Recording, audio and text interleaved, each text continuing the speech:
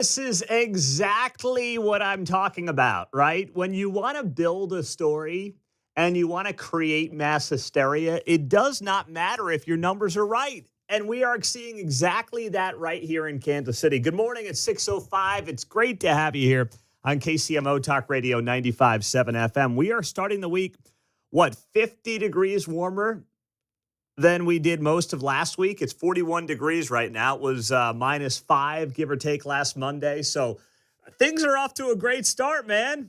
Mark's feeling good about life, and everything's good. I'm going hoodie and shorts today. Oh, man, that's bold. That's bold, man. I like it, though. So I'm sitting here, and I'm thinking to myself, wow, beautiful weekend across Kansas City. Winter might be over, but I can't get over the fact that the way this IRS layoff story was portrayed by Kansas City media and national media as well was so unfair and was so disingenuous. And over the weekend, I got this on X. Somebody DM'd me this clip from CNN. I guess it was from, I think, Thursday or Friday night. And I admit, CNN, Thursday, Friday night, I try to watch a little bit early in the week. But my heart doctor told me to stop watching it late in the week because by Wednesday, Thursday, Friday, I just can't take any more of it. So I got to kind of calm on watching CNN. MSNBC, forget it. Doc said don't do it. You can't do it. But CNN, I give it a shot once in a while. But I missed this clip last week where they talked about, the IRS layoffs in Kansas City, courtesy of DOGE. And they brought up the fact that the number was 30,000 layoffs here in Kansas City. I kid you not. Now, we have about 30,000 federal employees in Kansas City, but somebody at CNN clearly got their numbers wrong. We don't know. I'm talking about when the rubber meets the road. I'm talking about, for example, Kansas City, 30,000 government employees might be laid off. It will destroy the economy of Kansas City. That's okay. Why do you say that? Because I'm reading what the individuals from Kansas City have been saying, that they're very concerned. What do you think they're going to say when they're going to get whacked? Of course they're going to say that. But my point is, do we think that's smart to live in an American city just go under? How many American cities need a massively oversized federal government to stay afloat? I mean, isn't that says more about the city than the government? But when did we get to the point where... So that was Mr. Wonderful and Scott Jennings pushing back on the assertion that Kansas City will go under, losing 30,000 federal jobs. But of course, the main point that was being made there was that Kansas City was going to lose 30,000 IRS jobs. We don't have 30,000 IRS jobs here. We have 30,000 federal employees, give or take. Might be 35 or 40, depending on who you ask. But it's right around the 30 number. But this is where you create mass hysteria. People don't understand and don't have the facts. They go on CNN. They're like, 30,000 people in Kansas City are getting blown out from the IRS. It's like, if you lived here or spent 5 minutes here, you would understand that would be such an astronomical number of people to exclusively be working for the IRS. And what did the number end up being? John shared it on a news report. 116 was the report on Friday. 116. So this is how this works. You throw a big number against the wall, the big scary number. 30,000 people in Kansas City getting blown out. Oh my gosh, what are we going to do? How's the city going to survive? Then, as the week rolls along, we find out it's maybe the reports were up to 1,000 IRS workers in Kansas City were expected to get laid off. And then as John reports on Friday on the news, the real number is, 116. You'll recall we started out with the potential of 1,000 people losing their jobs at the IRS. It was like, no, wait a minute. Not here in Kansas City exclusively. Yeah. Yep. So they were only off on CNN by about, 29,884, give or take? Yep, pretty close. Closer than CNN is on most things, I guess. Fake news. I'm just throwing it out there. Do with the information what you want. But this is how a story continues to unfold with completely disingenuous narratives and just incorrect information. So then over the weekend on the national front, this is like the big thing right now. Go after Elon, go after DOGE, go after Trump through how could you possibly fire a federal employee? I really think you're out of touch if you think this is going to work. If you believe that everyday Americans in the private sector are right now losing sleep over nameless, faceless federal employees potentially losing their jobs as part of a bloated bureaucracy that exists in our federal government, you are woefully out of touch. I'm not sitting here saying anybody wants to see anyone else lose their job. I don't. I mean, I've said that last week, all week long. I'm not like celebrating anybody getting fired because I don't know who's a good employee. I don't know who's a bad employee. I don't know. I do know this much. I do know a little bit of math. Like I have a little bit of math skills here to figure out that we're $36 trillion in debt. We're running a $2 trillion annual deficit, and we just can't keep this thing going. It is not sustainable. And for 3 decades now, Democrats and Republicans, both parties, to be very clear, have not had the backbone and have not had the gumption to do right by their taxpayer and do right by their country. Because they've been far too worried about their own political powers, their own political futures, and potentially the money on their end. So that's why nothing has happened. So Trump comes in, and yes, some of this is obviously being challenged in the courts. We do want Congress to play a role in this. They have to play a role in this at some point. But there also are powers that Donald Trump, Susie Wiles, his chief of staff, and the rest of the administration believe they can take through executive powers. And they're obviously doing that right now. And that's what they have to do to try to get this thing somewhat under control. But I'm telling you, if it's really to you going to be all about, oh my goodness, we have to feel bad for every government employee who gets let go, I promise you it's not going to fly. Whether it's here in Kansas City or anywhere else, it's not going to be the thing that regular people connect with. Because guess what? They see layoffs all the time. I see layoffs all the time. You see layoffs all the time. And they're done because businesses have to make difficult decisions, not because people want them to happen. And if there's ever a time when a group of people need to make difficult decisions, it's our federal government right now. That's how normal people in this country live every single day. From small business owners to those who run restaurants, who are managers, to those who run major corporations here in town. We all deal with it. So the whole sky is falling, oh my gosh, we can't believe the government's firing people. You're missing the boat. 913-408-7957. Let's squeeze in Mike in Kansas City. What's up, buddy? Happy Monday. Go ahead. Hi. Every time I hear this, it irritates the heck out of me. Within minutes of Biden taking the presidency, he immediately put 60,000 energy workers unemployed when he canceled the pipeline. And I think I read somewhere where the entire presidency, over 1 million energy workers and related fields were put out of work.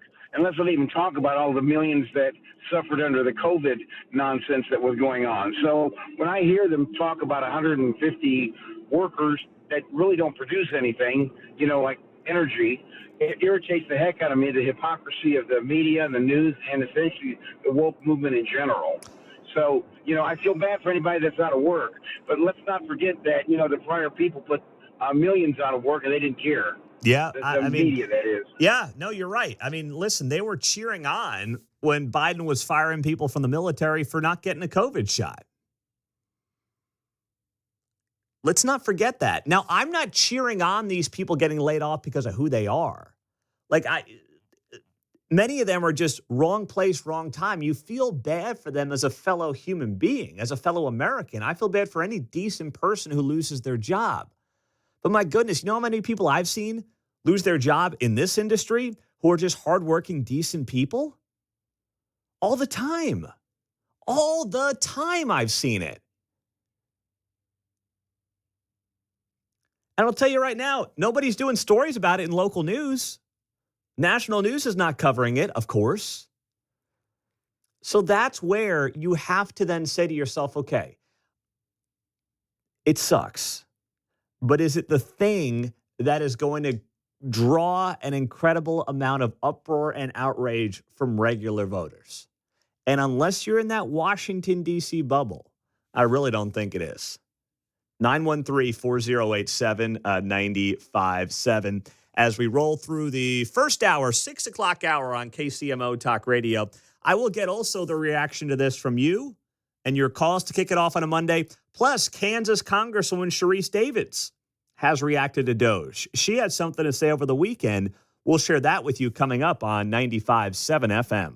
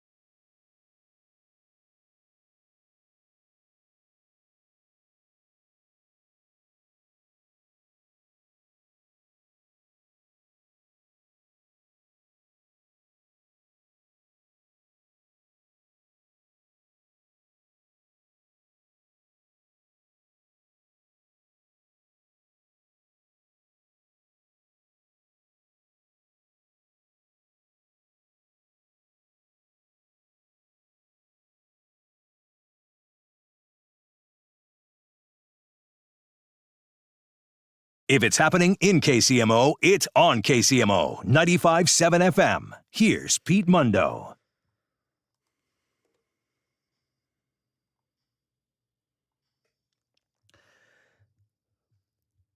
.620 on a Monday. Beautiful, balmy, 41-degree Monday across Kansas City after last week. My gosh, I want to run around in a Speedo outside. It's great.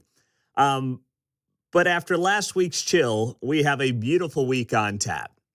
Now, I think we also have a pretty beautiful thing transpiring for the nation because we finally have people who realize that we have bloated bureaucracies that need to be cut down. And it doesn't mean you're anti-American government worker. It doesn't mean you're anti-American or anything like that. It just means you realize the math doesn't work anymore. And that's where we are at. The math does not work anymore. And it hasn't worked for years with a $2 trillion annual deficit. So with DOGE being obviously the headline in the nation, and here in Kansas City, where on Friday, 116 IRS workers were laid off from the IRS building, and that's actually Kansas City and Lee Summit, let go. Sharice Davids, Kansas Congresswoman, 3rd District, of course, she was on Fox 4's For the People with our buddy John Holt. And here's what Sharice Davids had to say about DOGE. How do you find that middle ground in what Elon Musk is trying to do? Yeah, absolutely. And I think you kind of hit the nail on the head there that at the end of the day, I do think that on both sides of the aisle, and certainly from my perspective, addressing issues of fraud, addressing issues of waste, and trying to improve federal efficiency is a huge priority. Stop. How can Sharice Davids say this with a straight face? She's been there since 2018, and we've racked up trillions of dollars in debt. There's no evidence to suggest she has done anything to try to improve the situation.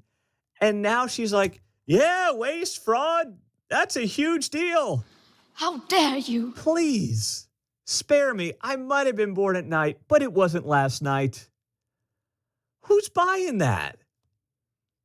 I would say that if she was a Republican, then there's plenty of Republicans out there right now who are like cheering on Elon Musk, who also have voted for awful spending bills over the last several years. So I don't want to hear from them either. But Sharice Davids is obviously in our backyard. She's my congresswoman. She's many of your, same for you. She's your congressperson in many cases. And for this, and particularly USAID, I think that we're probably talking about disagreements in how we get there. I can tell you that because USAID is an agency that makes use of and helps Kansas farmers get the food that they grow, not just to feed us here at home, but to feed people internationally, that the approach that we have seen around USAID right now is just not a responsible way to get to a more efficient and effective program, whether it's USAID or some of the other areas that we're seeing this. Anyone clear on what any of that means? I didn't think so. I do not understand what any of that means. It was a lot of nothing from Kansas Congresswoman Sharice Davids. And that's what we've gotten from politicians by and large for far too long. A lot of nothing, a lot of noise, a lot of hot air. And that's how you end up in a country that sits here at $36 trillion in debt, needing to do something to get this under control. And there's also this mentality of, we've got to go line item by line item, agency by agency. Sometimes big companies do this. They just do last in, first out. If you've been hired in the last 6 to 12 months or whatever their time frame is, you're out because we got to shrink this thing, and we've got to do it as soon as possible. Ron's in Baysore. What's up, Ron? You're on KCMO. Hey, Pete. About 10 years ago, my daughter was a December grad out of Northwest. Up in Maryville, and she was having trouble finding a job. So she heard the advertisement that the IRS does every winter when they're looking for part-time data entry folks. So she went down and applied and took a skills test. They give them a skills test to make sure they know what a keyboard is. And she breezed through that thing. They gave him 30 minutes to finish the test, and she finished in about 8 minutes. And as she was getting up, she noticed that they had a couple people in there that were helping the other folks that were in the class taking the test. And most of the people that were taking the test were African American. And so she breezed through the test. She's a really fast typist. And she never got a call back. Maybe she should have worn her Justin Trudeau blackface. I don't know what to tell you, man. Yeah. A few months later, then Emanuel Cleaver was on the news, and they were talking about, they every few years they talking about moving the IRS over to Johnson County, and he was like, "No, we can't move it because those are black jobs." They're just IRS jobs. What is a black job? I'm asking this. Hey, have a good day. I'm asking this, of course, rhetorically, but it's like, what is? It's just absurd. There's plenty of white people down at the IRS. There's plenty of black people. There's Asians. There's Latinos. It's like, what does any of this mean? Just hire good, competent people of all, backgrounds and diversity, and make sure you get the best people in there. And guess what? You'll have a pretty good operation. That's it. That's all there is to it. I don't know why Ron's daughter didn't get the job. All right? No one really knows. Maybe she wasn't as good as Ron thought she was. We've all been there, right? Let's be honest. Hey, my kid's the best. Well, not quite. I'm not saying that's you, Ron. I'm just saying we've all been there and seen those kind of parents as well. So I don't know. But none of this, absolutely none of this, when it comes to shrinking the federal government, should be or is about anyone's race. My goodness, it's about math. That's what it's about. Math first and foremost. Dave in Overland Park, real quick. Dave, what's up, buddy? Yeah, when I look at Sharice Davids and Elon Musk, and they're about the same age, and see all the things that Musk has accomplished, I think I trust him more than Sharice. And when he tells the American people, unless we get the bloated government under control, you will not have Social Security, you will not have federal workers' retirement. It won't be there. We'll spend it all on the national debt interest. People better listen. That's their retirement. They're going to lose it someday, mathematically speaking. An economist can prove you cannot do this stuff forever. It's got to change. I don't know why the Democrats are standing in the way when Elon Musk is trying to save their retirement. And thank you, Dave. And what they also should realize is, let's come to the table. Let's say, okay, admitting to the government waste is actually a good thing, and try to actually look like you're finding that middle ground. I think that would be a huge win right now, a huge win for the Democratic Party. The 6 at 6 is coming up, and also the other big controversial story in Kansas City has another layer.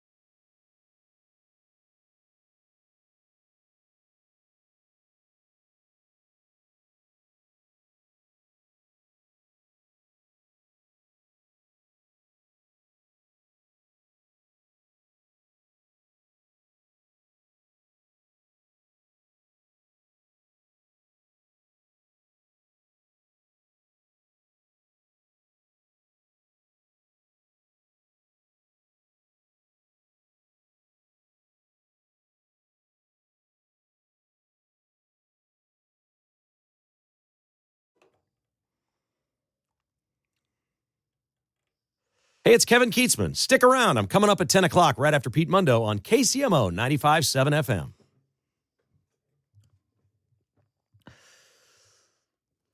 Can't wait for Keatsman coming up at 10 on KCMO. And then, of course, Dan Bongino at 11 o'clock, as you have heard. Maybe you haven't, but it was just on the news. Dan Bongino has been named as Donald Trump's deputy FBI director. His last show will be in the middle of March. And what that means for KCMO Talk Radio right now, well, I do not have the answer. So don't call up John. Don't call up Mark and become and play program director. We'll figure it out.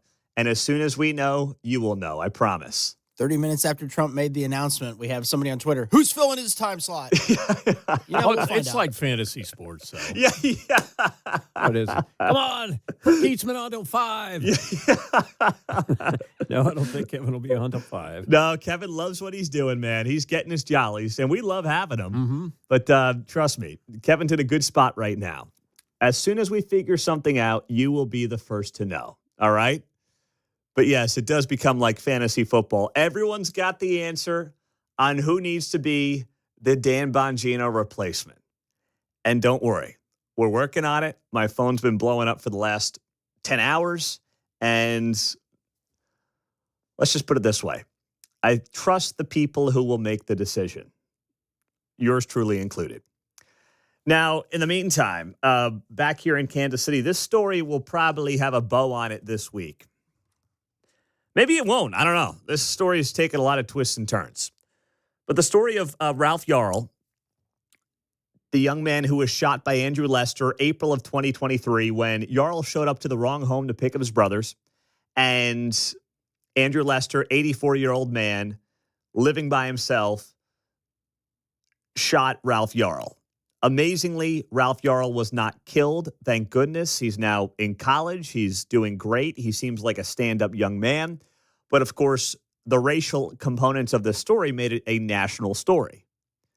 Ralph Yarl was a black teenager, is a black teenager, and Andrew Lester was an 80-something-year-old white man.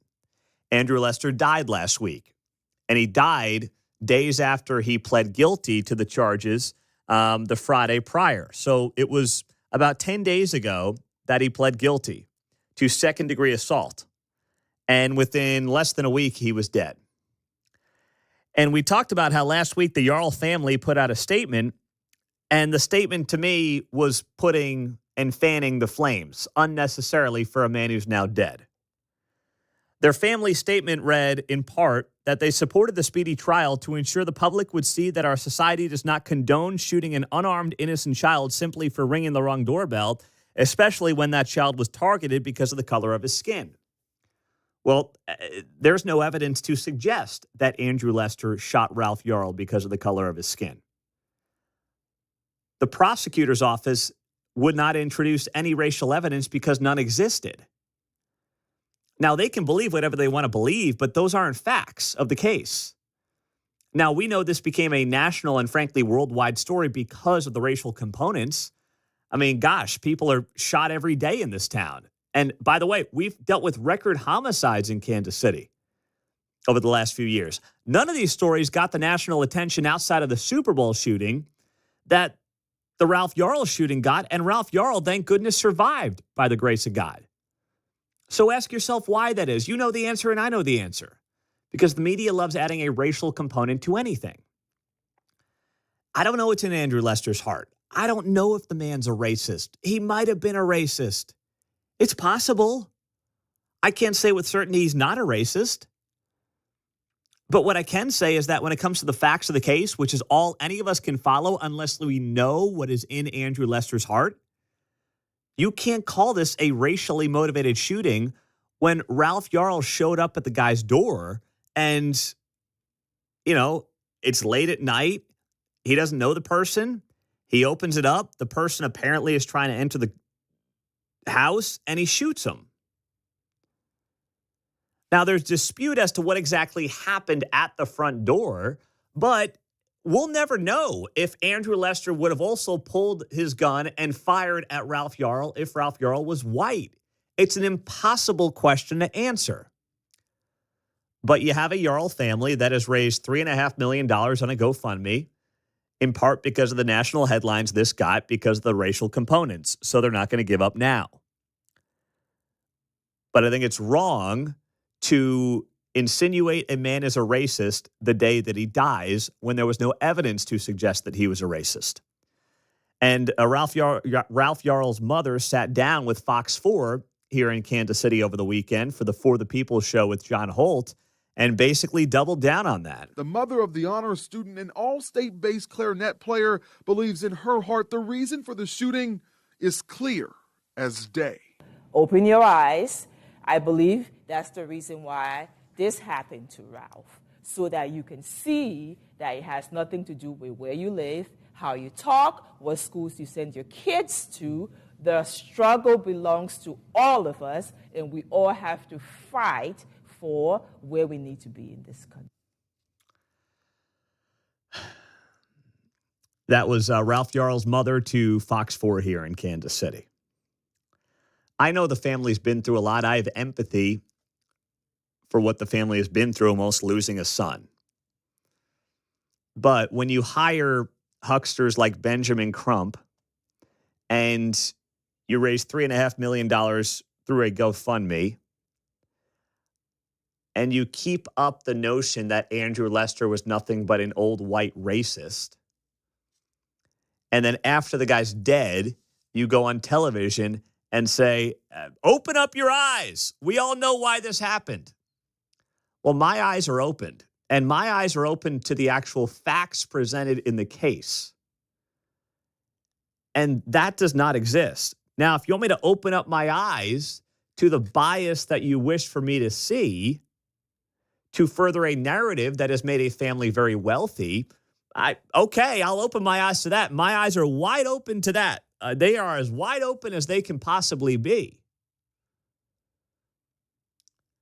But it's amazing that local media has allowed the narrative to continue on, despite the fact that they should know, and they do know, they just don't want to admit it or don't want to say the obvious part out loud, that there was no evidence to suggest that race was a motivating factor here. You can want something to be true, but in the end, you got to prove it. And at no point was it ever proven.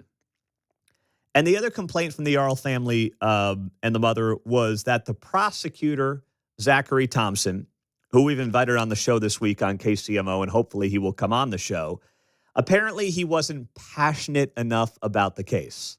Also something that, well, you can't really prove. A mom frustrated not only with the actions of the man who shot her son, but a system and a prosecutor she believed was unequipped to handle the gravity of this case. I always tell my sister, right? I'm like, I feel like we got the short end of the stick. And she's like, what do you mean? And I'm like, Lester, the defendant, got to pick his lawyer. And we got handed the persecutor. When you do not believe something inside of your belly, inside of your gut, you don't fight for it the way you're supposed to fight for it. There's no passion in it. Once again, you can't disprove that. So the Yarl family is now accusing Andrew Lester, who's now dead, of being a racist. The man is not even alive to defend himself anymore. And it's impossible to prove that you're not a racist, right? Someone calls you a racist. It's like, how do you prove you're not one? Well, I treat people really well. I treat people equally. Racist. Like, you can't, how do you disprove it? Same thing here. Now they say that Zachary Thompson, the Clay County prosecutor, didn't have the passion in his belly for the case. How does he prove otherwise? He filed the charges that he can file, that he felt his office could file in this case, and he got a guilty plea out of Andrew Lester for second-degree assault, which is believed to be the best he could do in this case, since thank goodness Ralph Yarl's alive. So how does Zachary Thompson prove that he has passion for this case? He did it by the book. He filed charges. He got a guilty plea. And it took under 2 years, which in today's legal system is like not that slow. It's actually pretty good. Ralph Yarl seems like a really good young man. I don't know him, just like I don't know and did not know Andrew Lester. He seems like a good young man. He apparently wants to be in the Air Force. He's down in college in Texas, and God bless him for that. But I'll tell you right now, I mean, some of these people around him, it is embarrassing what they have tried to do to other people without any facts to back it up, including Clay County prosecutor Zachary Thompson, who has a very good track record and who is well respected in this community in Clay County. And this is the kind of nonsense he has to deal with on the back end after getting a guilty plea in this case. Coming up, the 6 at 6, the top 6 stories in the 6 o'clock hour that you've got to know next on 95.7 FM KCMO and streaming on the KCMO Talk Radio app. All right, we finally have some decent weather in this town. So now you're thinking about spring cleaning. You're thinking about all the things you want to do to the house. Well, if you're thinking about a new tub or shower, the only name to know in Kansas City is The Plumbing Pro. For over 40 years, The Plumbing Pro has been the new bath pro. You may have seen all the national personalities promoting tub and shower replacements on TV, but The Plumbing Pro is your local alternative. And they've got a great deal right now. They're calling it Pete's Deal. $2,000 off, 12 months, same as cash with approved credit. Get a free consultation, save time and money. And at The Plumbing Pro, your consultant remains with you throughout the entire process, start to finish. Pete's Deal, $2,000 off and 12 months, same as cash. Call them right now, 816-763-8200, or the website, probably easier, theplumbingpro.com. That's theplumbingpro.com.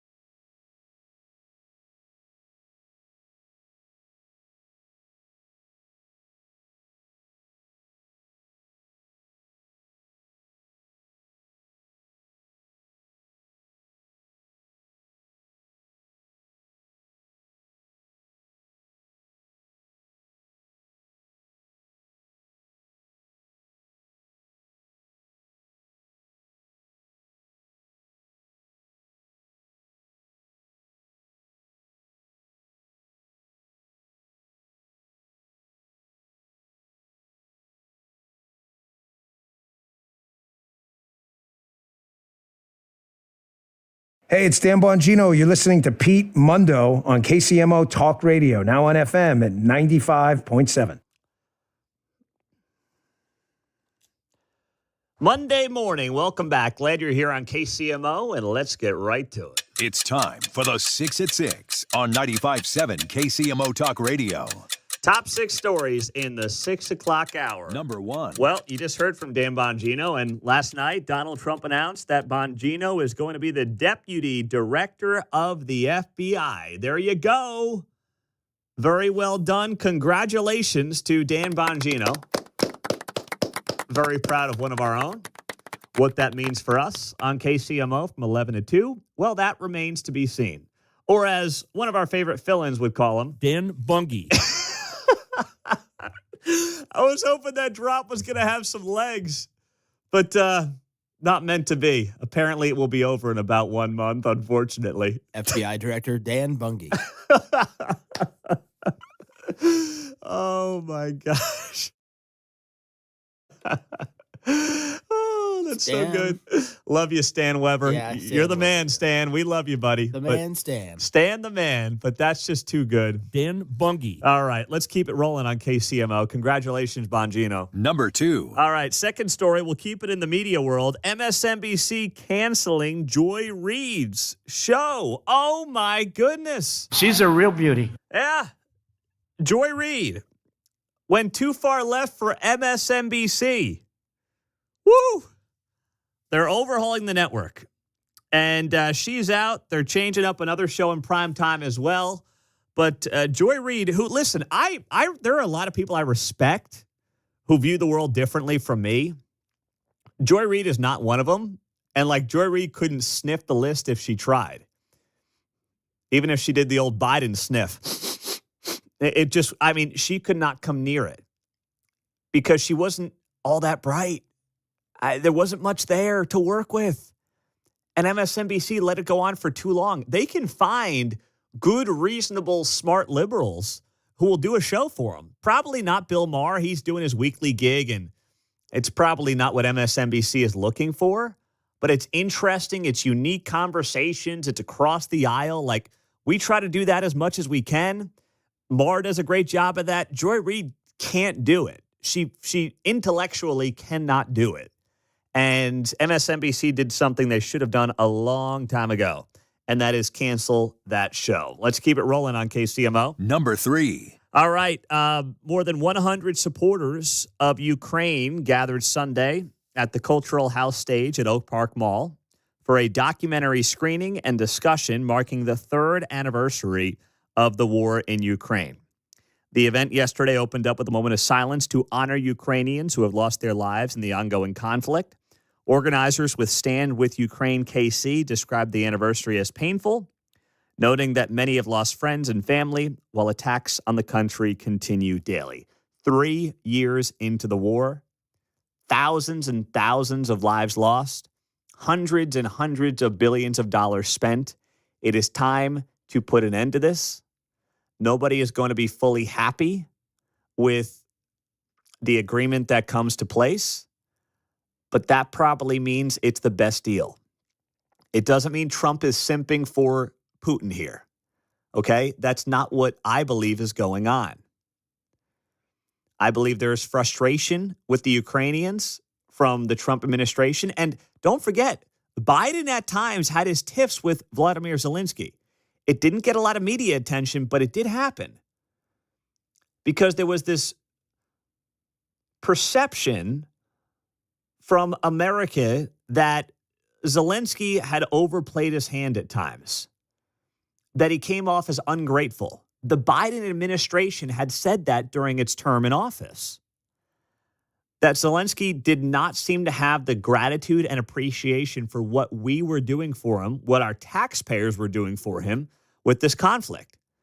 And I'm all about being on the right side, the Democratic side, and anything against Putin to me is good. But you also want the people you're helping to show a little bit of appreciation. And that's where I think Trump last week got beyond annoyed with the guy, because this does date back to Joe Biden in large part. So that happened yesterday. Today is the 3-year anniversary of that war starting between Ukraine and Russia. Number 4. Well, on the KCK side, the Kansas Bureau of Investigations is investigating an officer-involved shooting from the weekend in KCK. This happened at 4 a.m. on Saturday morning when Brian Hilt, 33 of KC Mo, damaged property trying to enter an apartment in the 700 block of Nebraska Avenue. Surveillance footage shows Hilt with a firearm. Around 5:10 in the morning, a fire alarm was activated. KCK fire responds. Upon seeing the damage, they called the police to the scene. A resident at the apartment building called 911 for an armed disturbance. Officers arrive. They find Hilt in a hallway. Shots were fired after he disregarded commands to drop his gun. So now the KBI is investigating that officer-involved shooting. Meantime, Number 5. Apple is committing $500 billion to the U.S. economy in a historic initiative. The company announcing this early this morning, marking an extraordinary new chapter in the history of American innovation. Fox Business reporting here, Apple's 11-figure commitment will roll out over the next 5 years. It will involve building an advanced AI server manufacturer near Houston, as well as doubling the company's advanced manufacturing fund from $5 billion to $10 billion. They also plan to establish an Apple Manufacturing Academy in Detroit and hire 20,000 new employees with focuses on research and development, engineering, artificial intelligence, and machine learning. So that's a big investment right there by Apple back in the United States. So fired up about that. And then Number 6. I'll leave it on a sports note. K-State played a game on Sunday afternoon against Arizona State. And if there was any hope that they could still make the NCAA tournament, it basically went up in flames yesterday. Coleman Hawkins did not play. Kansas State was flat. They lose to Arizona State 66-54. And barring a run in the NCAA tournament, in the Big 12 tournament coming up in 2 weeks here in Kansas City, it seems like Jerome Tang and the Wildcats will be settling for the NIT at best, while Mizzou and KU go to the big dance. K-State baseball's been looking good, though. I saw that. They won 3 straight games over top 25 teams this weekend, which has never happened in K-State baseball history. Yeah, K-State fans, they always say that in March, right? As we get set for March, K-State fans say, good thing it's baseball season. Just what every K-State fan wants to be saying. There's your 6 at 6 on KCMO. Coming up, DOGE protests at town halls. What's the point? Next.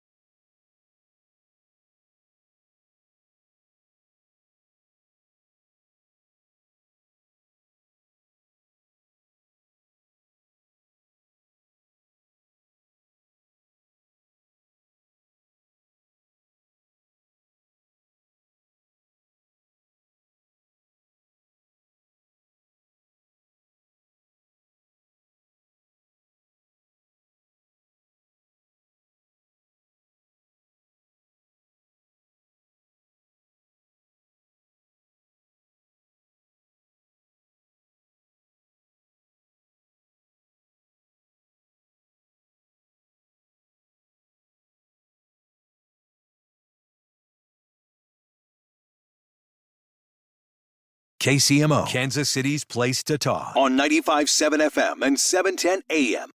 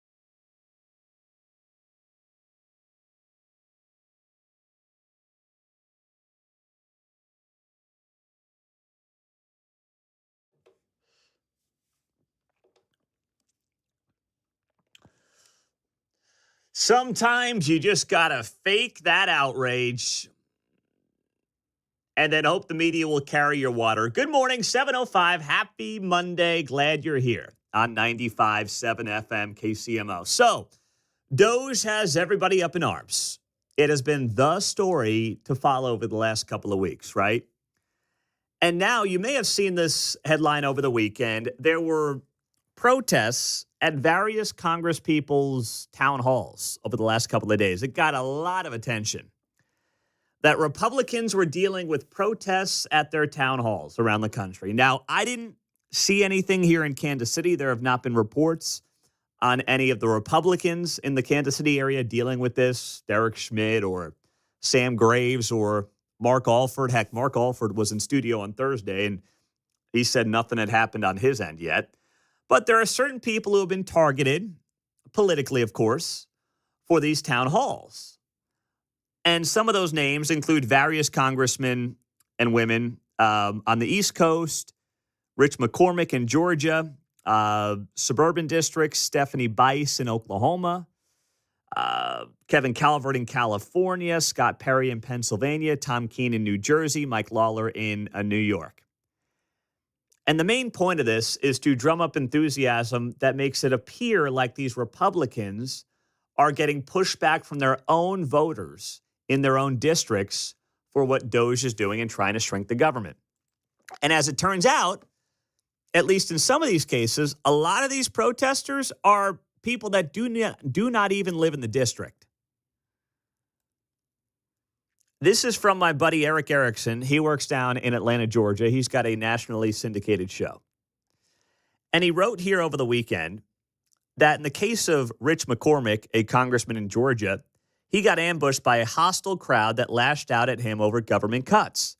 It made headlines nationally and remained the top story at the Drudge Report for about 48 hours. It came after weeks of Democrats urging activists to stand up, take action, and fight. The town hall was held in Atlanta suburbs at its south end, which is also where the bulk of Democrats in the district live. However, many of the people who were at the town hall were not actually voters within the district, according to the congressman's staff. The press has ignored that little detail. These were people who lived in the adjoining Democratic district and were people who had not voted for Donald Trump in 2024. But then the media runs with this, Republicans get blowback at town hall headline. Drudge, of course, had it because Drudge, I don't know what happened to Drudge, but he went off the deep end. He's a nut job. I don't know if it's Drudge himself or somebody else now running that operation, but it's a shell of what it used to be. And it's not a coincidence that this is happening, because you have to sometimes manufacture this enthusiasm to try to prove a further point. We saw it in 2020. We were told for months in 2020 you can't go see your grandma dying in the hospital. But then, hey, you got to have protests for racial justice, and COVID magically doesn't spread because COVID is woke too, you see? So COVID won't spread when there's thousands of people marching in the streets, but you can't go say goodbye to your dying mother or your dying grandmother in the hospital because that wouldn't be so good now, would it? So now this is where this is going to trend. And this is how it oftentimes will work. You get these fake, outrageous town halls that will take place. The media then will report on these town halls as if it's all like Donald Trump voters now all of a sudden really upset with Elon and Trump and DOGE. And then the media will further this narrative to try to convince people that they also should be upset and they also should be against what DOGE is trying to accomplish. And the key is to not fall for it. That's the key. The key is to not fall for it. We talked a lot about this last week with the IRS jobs, right? You had these IRS jobs that there was mass hysteria about in Kansas City. Up to 1,000 people were going to lose their jobs in Kansas City at the IRS. The number came out to be 116, at least for now. Maybe it gets to 1,000, but for now it's 116. And the media covered this story, 116 people losing their jobs, more than I've seen them cover any job loss story. Heck, remember what happened to those jobs up at Clay Como, the Ford plant? There were like 300 and some odd people let go a couple of years ago. That was nothing when it comes to media coverage compared to what we saw at the end of last week with these IRS with these jobs at the IRS where, it was about 100 people who were let go. So ask yourself why. It's about furthering a narrative. It's about setting the tone for where they want the conversation to go. And the key is to realize that it's all part of a broader plan. That's what it's really about. And Republicans need to realize what's going on here, and they can't get weak-kneed on this stuff. And gosh, I would love it if Democrats came along for the ride. I would love it that instead of playing resistance, come to Trump and say, you know what? We'll work with you on this. And then you can actually look like you're at the table, you're working in good faith to try to get rid of waste and fraud and abuse with the federal government, understanding the math of being $2 trillion annually in debt, $36 trillion in total debt, and look like, hey, we're coming back to the middle here. That would be the smart play right now for the Democratic Party.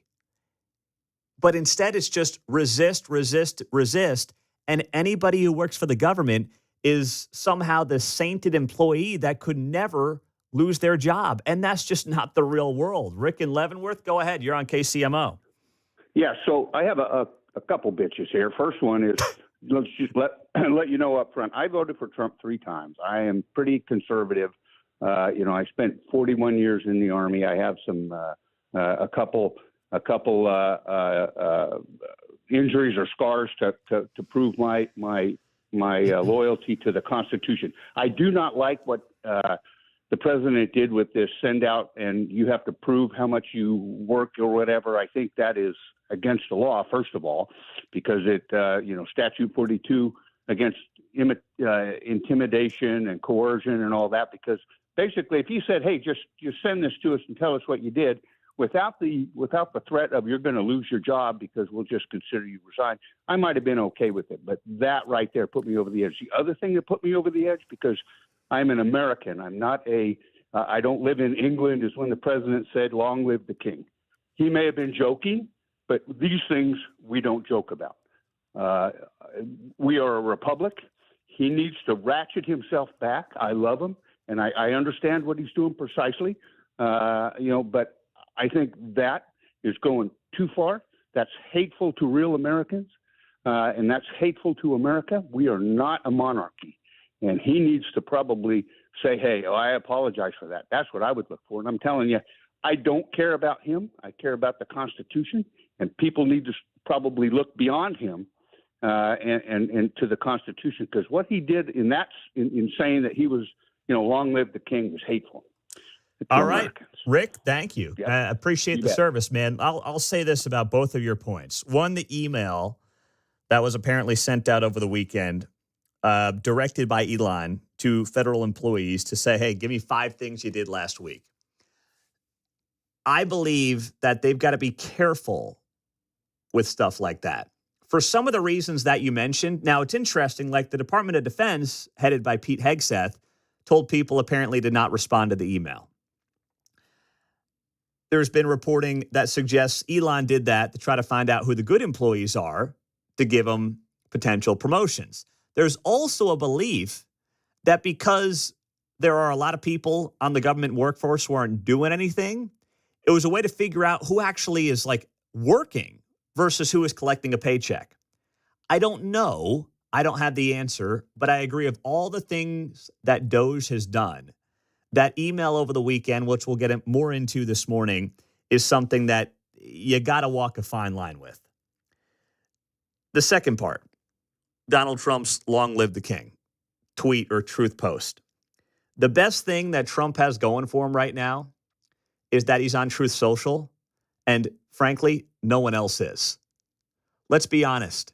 You only see Trump's Truth Socials when they get shared to X or Facebook or Instagram.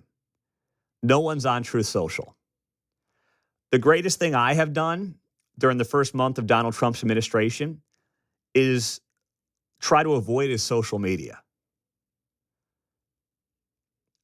Because, and I say this with all due respect, while there can be important announcements on there, like finding out Dan Bongino's not going to be doing a radio show anymore last night, a lot of it is just noise. A lot of it is just oftentimes bluster. A lot of it is, yes, trolling. To be fair, if Biden put that post up about long live the king, yeah, I'm pretty sure we all would be pretty annoyed by that. I think you're right about that, Rick. I think that's a fair criticism to have. But if there's one thing we've learned about Trump through 8 years now of following this guy and the second term of him being in the White House, it's oftentimes best to take Donald Trump seriously, but not literally. And that, when it comes to his social media posts, when it comes to his press conferences, that's oftentimes what the media misses. They don't take him seriously, but they take him literally. I continue to, with all due respect to him in the office, not take him literally, but take him seriously. Coming up, it is long overdue for an industry to make this change, and they're finally considering it. I'll tell you what that is next on 95.7 FM KCMO.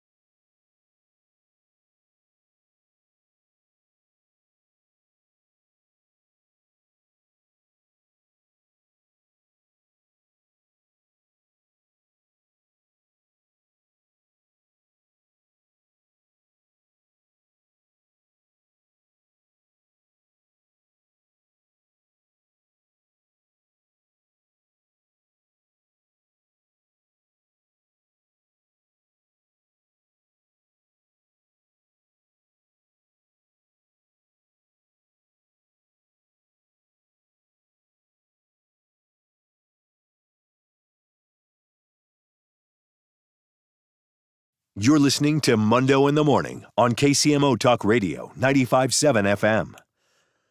Oh, sign me up for this right now. Right now, sign me up for a day when airlines are making people pay more based on their weight.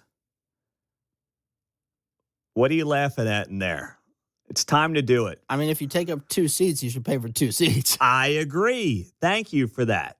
Now, I'm going to put a caveat in all this and say the airlines will probably abuse this in some way, shape, or form to just nickel and dime everybody. But the fact that I have been the guy at the airport emptying out my wife's suitcase because there's too much makeup in the suitcase to get it below 50 pounds. Sorry, sir, this is 51 and a half pounds. Would you like to remove some items or get charged another $73? I'll remove some items with 3 little kids sitting next to me throwing a fit.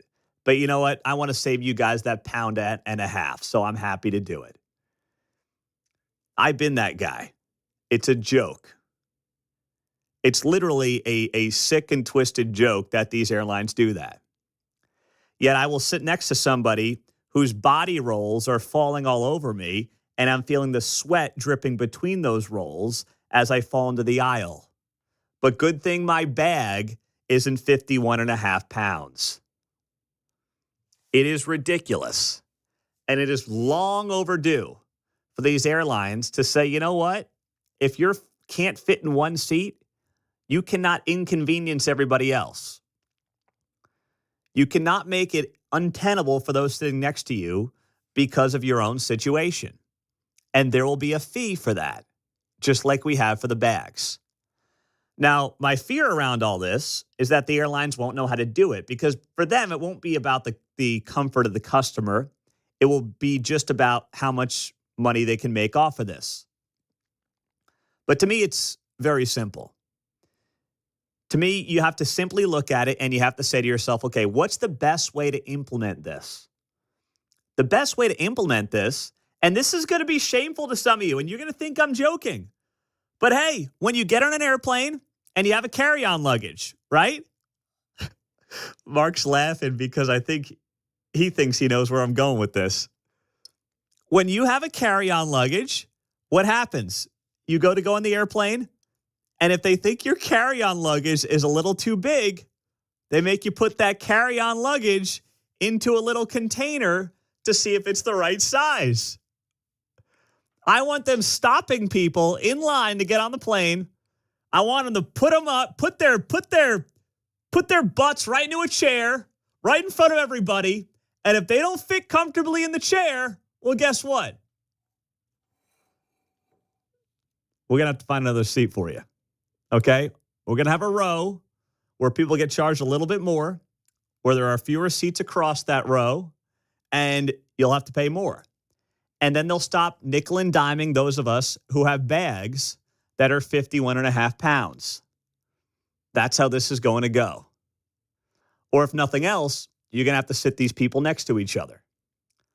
The notion that I've got to pay to be beyond uncomfortable sitting next to somebody that frankly does not fit in their seat.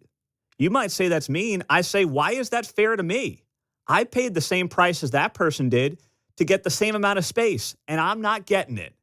So you know what? If it's going to take a little bit of shame to get the job done and make everybody comfortable, so be it. And you can't take that extra baggage and put it under the seat in front of you or over the top. No, you can't do that. You can't, no way, no how, can't do it. But I don't see how else we're going to clean this issue up. These airlines are a joke in terms of how they're run when it comes to these baggage fees. And they say, it's all about emissions. It's all about making sure we don't have the employees lifting more than 50 pounds. It's like, you know what? I understand that the weight thing, I say some of this tongue in cheek, is going to be ripe for lawsuits. You know, and I know. There's going to be people out there saying, you can't possibly do this. Oh, my gosh, this is discrimination because being fat is not a choice.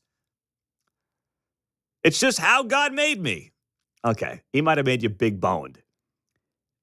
No one got made to the point where they're falling over their seat onto somebody else. Okay? That's not how this works. So with that, I am here to start this. I am here to be the cheerleader for this from the airlines. And I'm also here to make sure their guardrails are appropriate because you know and I know, just like with DOGE, I'm going to be the Democrats of DOGE. I will come to the middle. I will work with the other side, and I will make sure this gets implemented in a responsible way. 913-408-7957. Next hour, Riley Gaines will be here at 8:30. Coming up, the mayor of Kansas City quoted in the New York Times. We'll tell you why.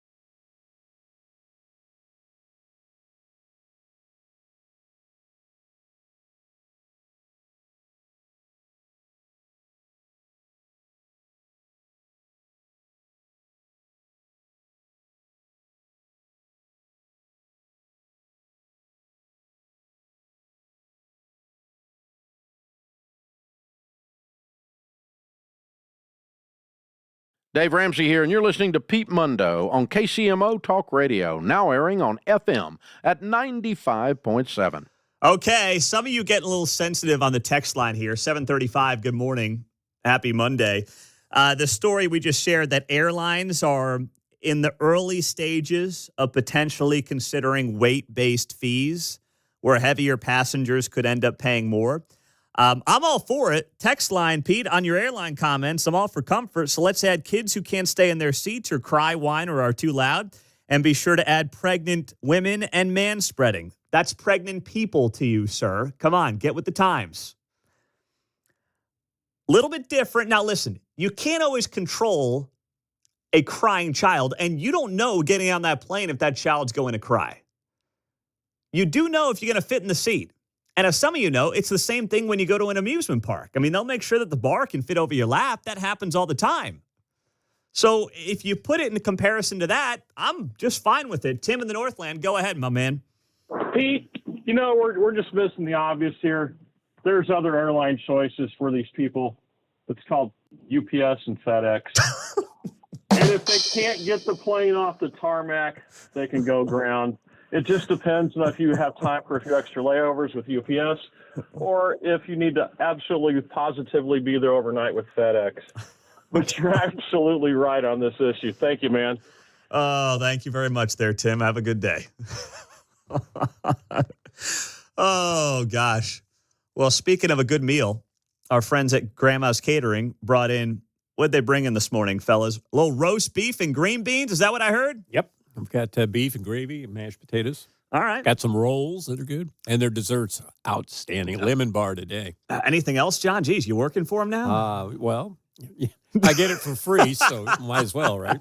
This is the first time I've ever had roast beef this early in the morning. I got to say, it's actually really good. All right. Really good. Here's the deal. If you want Grandma's Catering to potentially cater your office lunch, go to our KCMO Talk Radio Facebook page, and you'll see it second post down. Enter to win lunch for $20 for your office right now on the KCMO Talk Radio Facebook page. And I'm sure I'll be there. Yeah, John, if you got 19 employees, John will be there as number 20. 20. Oh, my gosh. I'm going for seconds on the rolls. Yeah, good take stuff. it easy. Easy on the rolls there. Gosh, you guys haven't talked this much all morning. I get you going on Grandma's Catering. Well, it's Jeez. something we know about. I got expertise in that. That's true. That's true. Mayor Lucas was quoted in the New York Times this weekend. So the New York Times writes this piece headlined, "Frustrated Democrats urge leaders to show more fight against Trump." Subtitle, "Voters, activists, and even some governors like Josh Shapiro of Pennsylvania are growing exasperated with congressional Democrats' resistant approach or restrained approach." So Lucas gets quoted at the very end of the article here. And they write, in Kansas City, Missouri, Mayor Quinton Lucas, a Democrat, said that many voters had grown inured by Mr. Trump's outlandish statements. Breaking through, he said, requires showing Americans how decisions in Washington are affecting their neighbors, rather than simply pledging to fight. He referred to the cutting of a grant for a beloved urban farming initiative in Kansas City. That's, of course, what we talked about last week with the Ivanhoe neighborhood, losing some funding for its farmers market. How do we determine it's a beloved urban farming initiative? That's interesting. What makes it beloved? Is there polling that's been done on the Ivanhoe grant in the neighborhood? Or is it just beloved because the mayor says it is and the New York Times wants it to be beloved? I don't know the answer. I'm kind of asking somewhat tongue-in-cheek, but I would wonder what qualifies it as a beloved urban farming initiative. I was curious about it because this to me seems like a case of the last one in, first one out here. It's not the only community garden in the metro. I just did how many are in Jackson County. I've got several in Kansas City, Blue Springs, Green Valley. I know where the one in Grandview is.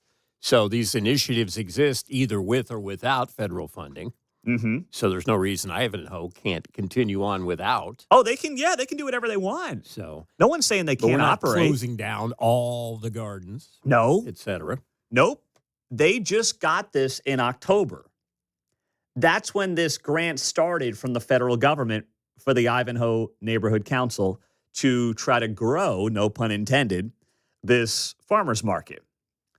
But the notion that, well, this is all about, as the mayor says here to the New York Times, quote, when we talk about that garden, the garden run by a black woman at the core of our city who is helping make sure that mothers have food, people are like, that's screwed up.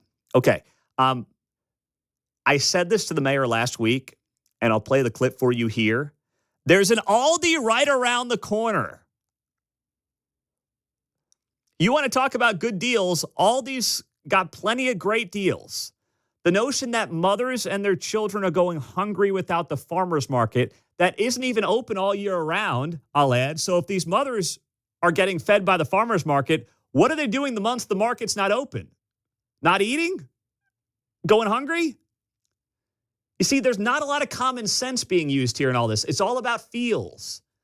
It's all about let's make up this mom who's only feeding her children because of the farmer's market, and Donald Trump and Elon Musk are suddenly making it so that person can't eat, even though the market's not open all year round. So how else is the mother eating? And there's an Aldi 2 blocks down the road.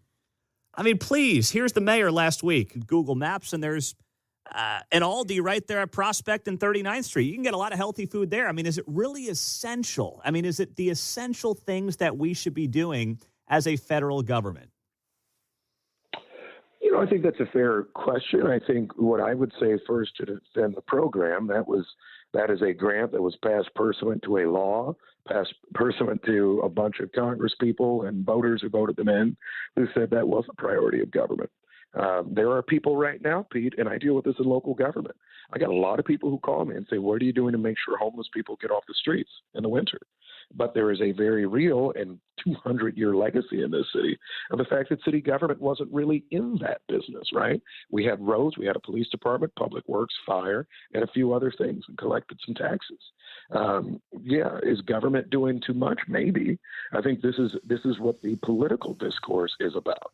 Where I would disagree with the current administration is this is the political discourse through checks and balances and the different legislative and executive prerogatives. And that's how we got here. It's not just that you can singularly slash it through some sort of unitary executive. Well, the mayor notes there that Kansas City was never in the business of, doing things like funding farmers markets. Yeah, because that's not what government's supposed to do. If government's funding farmers markets, it's got too much money. It's got too much of your money. The role of government is, yes, protect its people, Army, Navy, branches, of course, of the military. On a local level, police and fire. Do the roads, do the bridges, have some programs to make sure people are not living in poverty, so to speak. Yes, I think that safety nets are important. And that's kind of it. We don't have money for farmers markets in Kansas City. We're $36 trillion in debt. We had some of our financial institutions around town waving their DEI flags and things like that. How about if you fold that department and then fund Ivanhoe? That would actually help some people. Yeah. Yeah. If the city really wants to be helping out with that stuff. I mean, that's how you help the community and help the people you profess to want to help. Of course. But if the federal government can just print the money and no one actually has to budget real dollars for it, they'd rather do it that way. Because unlike the federal government, cities actually have to be able to pay their bills. And that's where you just get on this federal government gravy train. You print the money, no one's accountable, and God forbid you take something out. It's like, oh my goodness, how are we going to survive? The same way we did before the grant was received 4 months ago. The good, the bad, and the ugly from the weekend is coming up on KCMO. And then Nathan Willett, Kansas City Councilman, is going to be here. Top of next hour, 8:05, to give the DOGE perspective on Kansas City from the other side. And Riley Gaines at 8:30 on 95.7 FM, KCMO Talk Radio.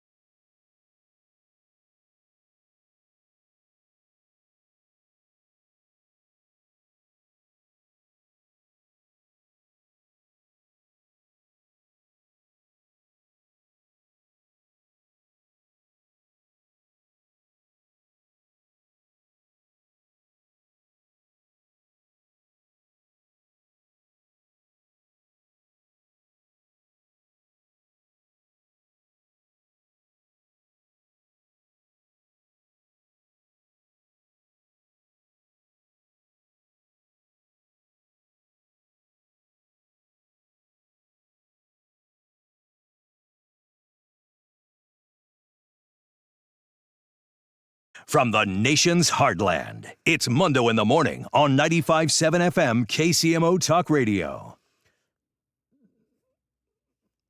Feeling good. It's 50 degrees warmer than it was this time last week. 43 degrees as we get it rolling on a Monday. We have a beautiful week in store. 64 today, 65 tomorrow. Woo! Oh, my gosh. Glad you're here. It's that time of the week. It's time for the good, the bad, and the ugly on KCMO Talk Radio. Now on 95.7 FM. All right, let's get to the good from the weekend. It's a tragic story, but it was a great Netflix documentary. You know, it's that time of year now when football's over and you're starting to get into some college basketball, but you're looking for something to watch. Netflix did a great documentary, really a docu-series, I guess you would call it, on the murder of Gabby Petito. She was the young woman who went on a cross-country van trip with her boyfriend, Brian Laundrie. She tried to vlog the entire thing, and she ended up dead in Grand Teton National Park up in Wyoming. This was back in 2021. Got national headlines, the whole thing. 3-part docuseries, incredibly well done. Awful story. His family, Brian Laundrie's family, are bottom-of-the-barrel garbage human beings. And there's a lot of takeaways from it. But if you have not watched it, it's not one of these overdone, overproduced, 3 episodes longer than it needed to be docuseries. And I feel like more of them are getting that way, where they're like making these things longer than they need to be. It's a 3-parter. It's like 40, 45 minutes each one. You could probably knock it out in a night if you were really committed to it. But I would definitely watch it because that story got national headlines. And the series itself, I mean, it makes your stomach churn knowing what this woman went through and knowing there were opportunities by herself and her family and the authorities to try to stop this trip. Heck, they nearly had them each arrested for domestic violence while they were in Moab, Utah. But then they separated the two. After pulling them over, they got a call about a domestic assault happening on the streets of Moab. And they separated them for the night, and then they went back on their merry way the next day. Now, it's a tough spot for law enforcement. I get it. I really do understand it. There was an angle on the docuseries that wanted to really point the finger more at law enforcement, but you know what? I don't think that's fair. Her family missed or didn't want to pay attention to a lot of warning signs, and she was like 22 years old. So definitely watch this if you're looking for something to watch with not as much on TV these days. The bad from the weekend. James Carville, you know him, the Raging Cajun, Raging Cajun. His claim to fame was winning the 1992 presidential election for Bill Clinton.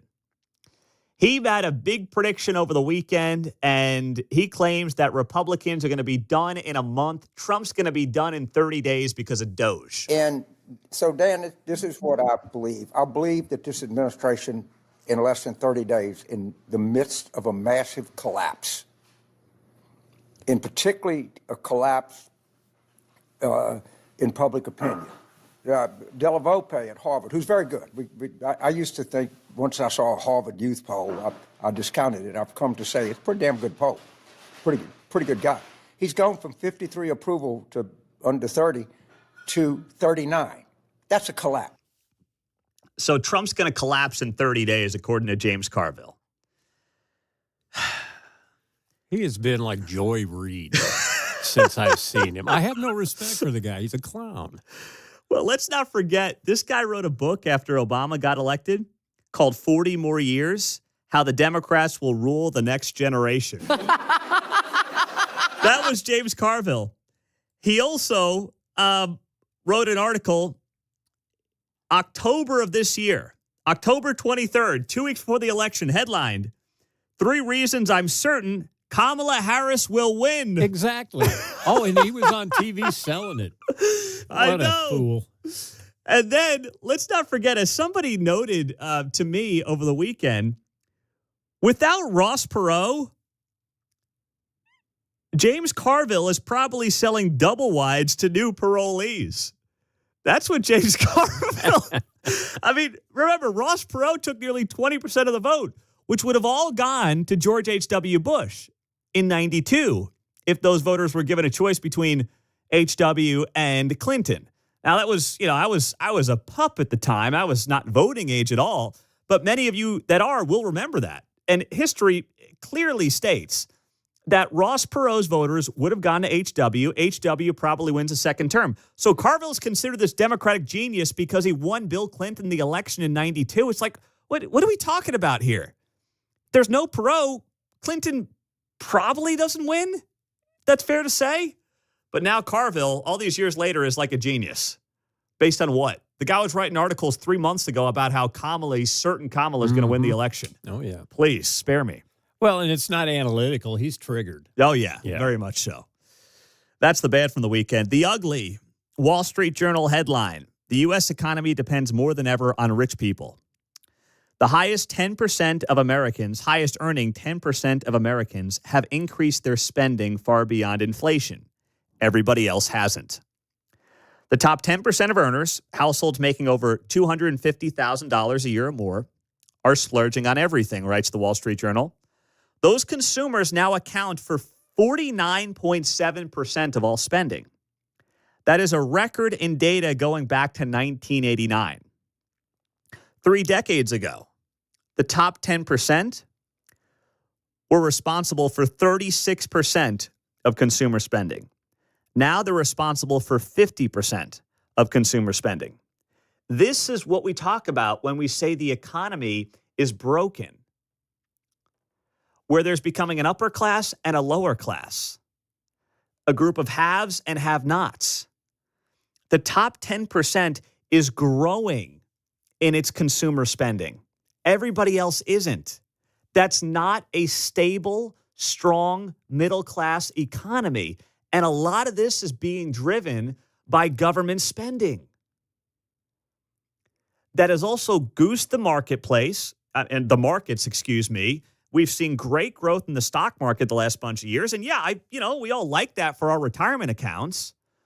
But let's be honest, it's not good for the everyday worker that's just trying to get by. And that's where the government spending has allowed the wealthier to continue to maintain and gain wealth, while not allowing and not giving as much opportunity for people to climb the ladder. So all this big government spending, all these big, heavy-handed Democratic policies that are supposedly about the little guy, we tried it for 4 years under Joe Biden, and the rich got richer. And the quickest thing we can do to try to knock down inflation and restabilize the markets, the marketplace, the job markets is cut this government and slash it and burn it. And that's part of what's going on right now. Are Trump and Elon handling it perfectly? I don't believe they are. Is the idea perfect? Yes, it is. And I'm willing to give them the benefit of the doubt for doing what Republicans and Democrats have failed to do for 30 years, and these are the results. The top 10% continue to have more money to spend and are doing better than ever, while everybody else is getting squeezed. That's not a robust economy for everyday Americans, and it's got to be fixed now. There's the good, the bad, and the ugly from the weekend. Nathan Willett, Kansas City Councilman, on how DOGE could impact Kansas City from a different perspective than the mayor, next.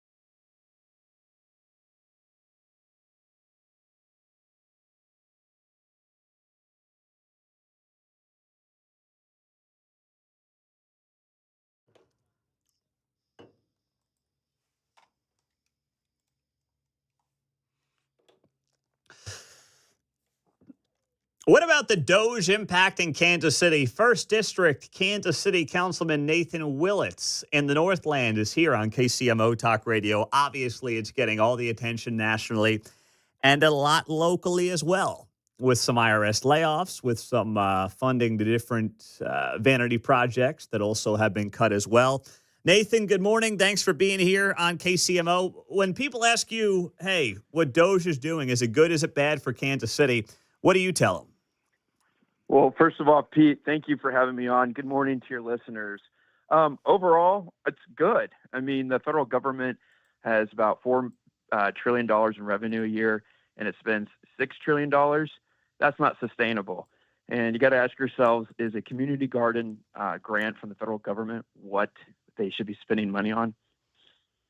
Exactly. Now, what about, one of these stories that's gotten a lot of local attention? It was also noted by the mayor in the New York Times over the weekend, is the grant to the Ivanhoe Neighborhood Council for an urban farmers market. That got cut, obviously, and there was some pushback on that. What is your response to that, and what's happening there? Well, first of all, the Ivanhoe Neighborhood Garden, that's a great thing, right? But let's be honest, this grant is not going to stop what they're going to be doing. They have a $2 million budget. They're a nonprofit themselves. So this is talking about less than 10% of their overall budget. So it's not going to shut them down. In fact, we should be looking to here locally to seeing what ordinances is on the books that we should be cutting to allow urban gardens to thrive. Because right now, our city limits the number of days a garden can sell its goods. We limit the size of gardens. You have to go through certain permitting processes to start them throughout the city. We should be looking at local ordinances, taking them off the books to help urban farmers instead of complaining about federal grants. Man, this is why I had you on. I had no idea. This is great information. So the city limits the number of days. There are permits that have to be dealt with. But I was told without these farmers markets, mothers are going hungry. Well, if that's the case, we should be figuring out how to make sure these things can be open all year round and try to cut the red tape so that way mothers can eat. I say this tongue in cheek, but you get my point here. Yes, 100%. And I'll be honest with you. The Ivanhoe Neighborhood Council has been part of this group looking through our city ordinances, saying which ones are barriers, which ones are good. Most of them, there's things in there that should not be in there. And we're actually looking to cities like Detroit, looking at cities like Seattle. They have more laxed laws when it comes to urban gardens than Kansas City does. That's embarrassing. So you really want to see more urban gardening happening in Kansas City, assuming it's done in a healthy and efficient and effective way. But that's by getting rid of some of the bureaucratic nonsense that exists in this town that is actually heavier handed than, let's say, Seattle and Detroit. Yes, absolutely. And the gardens will tell you themselves what they want done. And that doesn't cost us anything. That just allows them to do what they know how to do. Mm-hmm. Wow. Okay. Nathan Willett's here, Kansas City Councilman, 1st District up in the Northland. Meantime, the IRS layoffs from last week, that obviously got a lot of not just local attention, but it got national attention as well. Estimates were about 1,000. It came in at about 116. I know it's jobs in Kansas City, but do you put this under the bucket or in the bucket of, hey, this is what the government needs to do right now with a $2 trillion annual deficit? Well, I'll say this. There's a lot of local jobs out there. Our public works is hiring. There's a lot of other government jobs for them to transition to if they want to. But like I said earlier, we have a $6 trillion spending this year and only $4 trillion in revenue. Something has to give. Yeah. Now, what do you think when it comes to some of the city priorities? I mean, are there things that the city can be focusing on to maybe make up for some of the losses that may come from the federal monies? And if so, what does that look like? Well, first of all, I've only heard of one major grant, and I wouldn't even say that's a major grant, $130,000 cut out of, the mayor talked about how we have $360 million in federal grants coming into our city every year. So we're talking about 8% of a percent here. So I haven't seen too many other grants be denied so far. Obviously, if it's something infrastructure or public safety related, that might be more of a challenge. But other than that, I mean, that's not the role of local government to do a DEI grant for a farmer's market.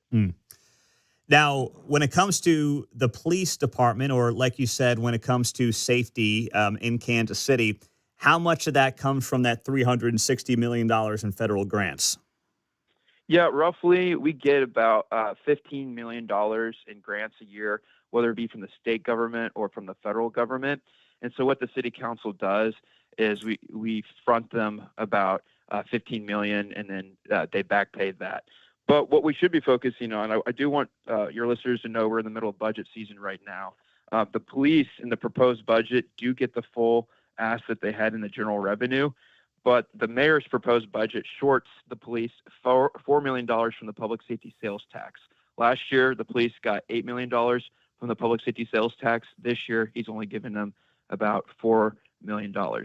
So that's something that I'm going to be pushing to making sure that we get that for the police. But if they're getting their full ask, why does it matter where it's coming from? So their full ask overall. So from the general revenue, they are getting their ask, but they're cutting in other revenue that they traditionally get. Okay, so they're getting the full ask out of the general fund, but then they're not getting the full ask out of this other pot of money. Yes, that's correct. Okay. Do you know why that is? Is there something else the mayor wants to do with that extra $4 million? Yeah, they have a ordinance right now in one of the committees that has it going to extra security for different entertainment districts. I'm sure you heard about that. But I think what has happened is that the police have been the most transparent budget. You can go and ask our city finance department. They said Kansas City Police Department had the most transparent budget submission out of any other department within our city. So hats off to them.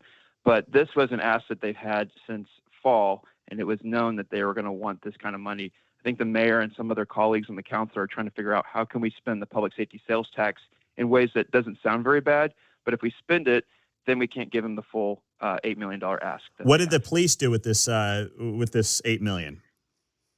They want to upgrade different equipment within their cars, their vehicles.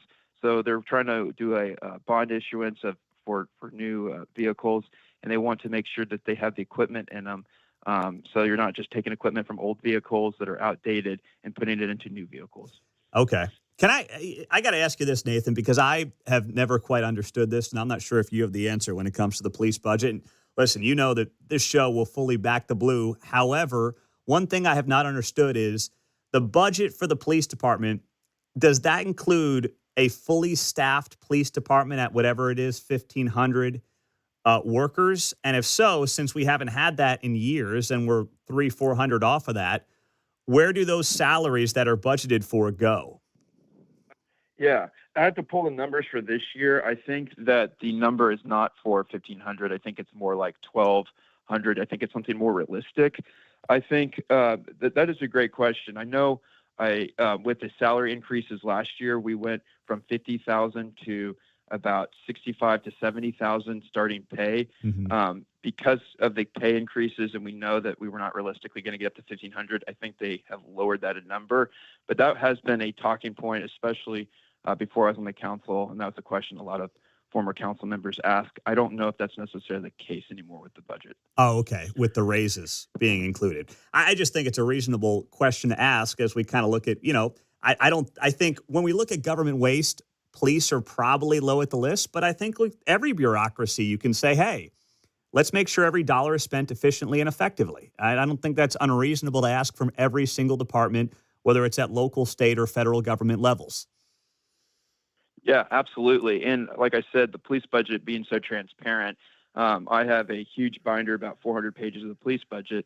And then the city budget that I submitted to me has 400 pages as well. I got you. So they have gone above and beyond. And I don't know if that's available public, the police one, but the city overall budget is online.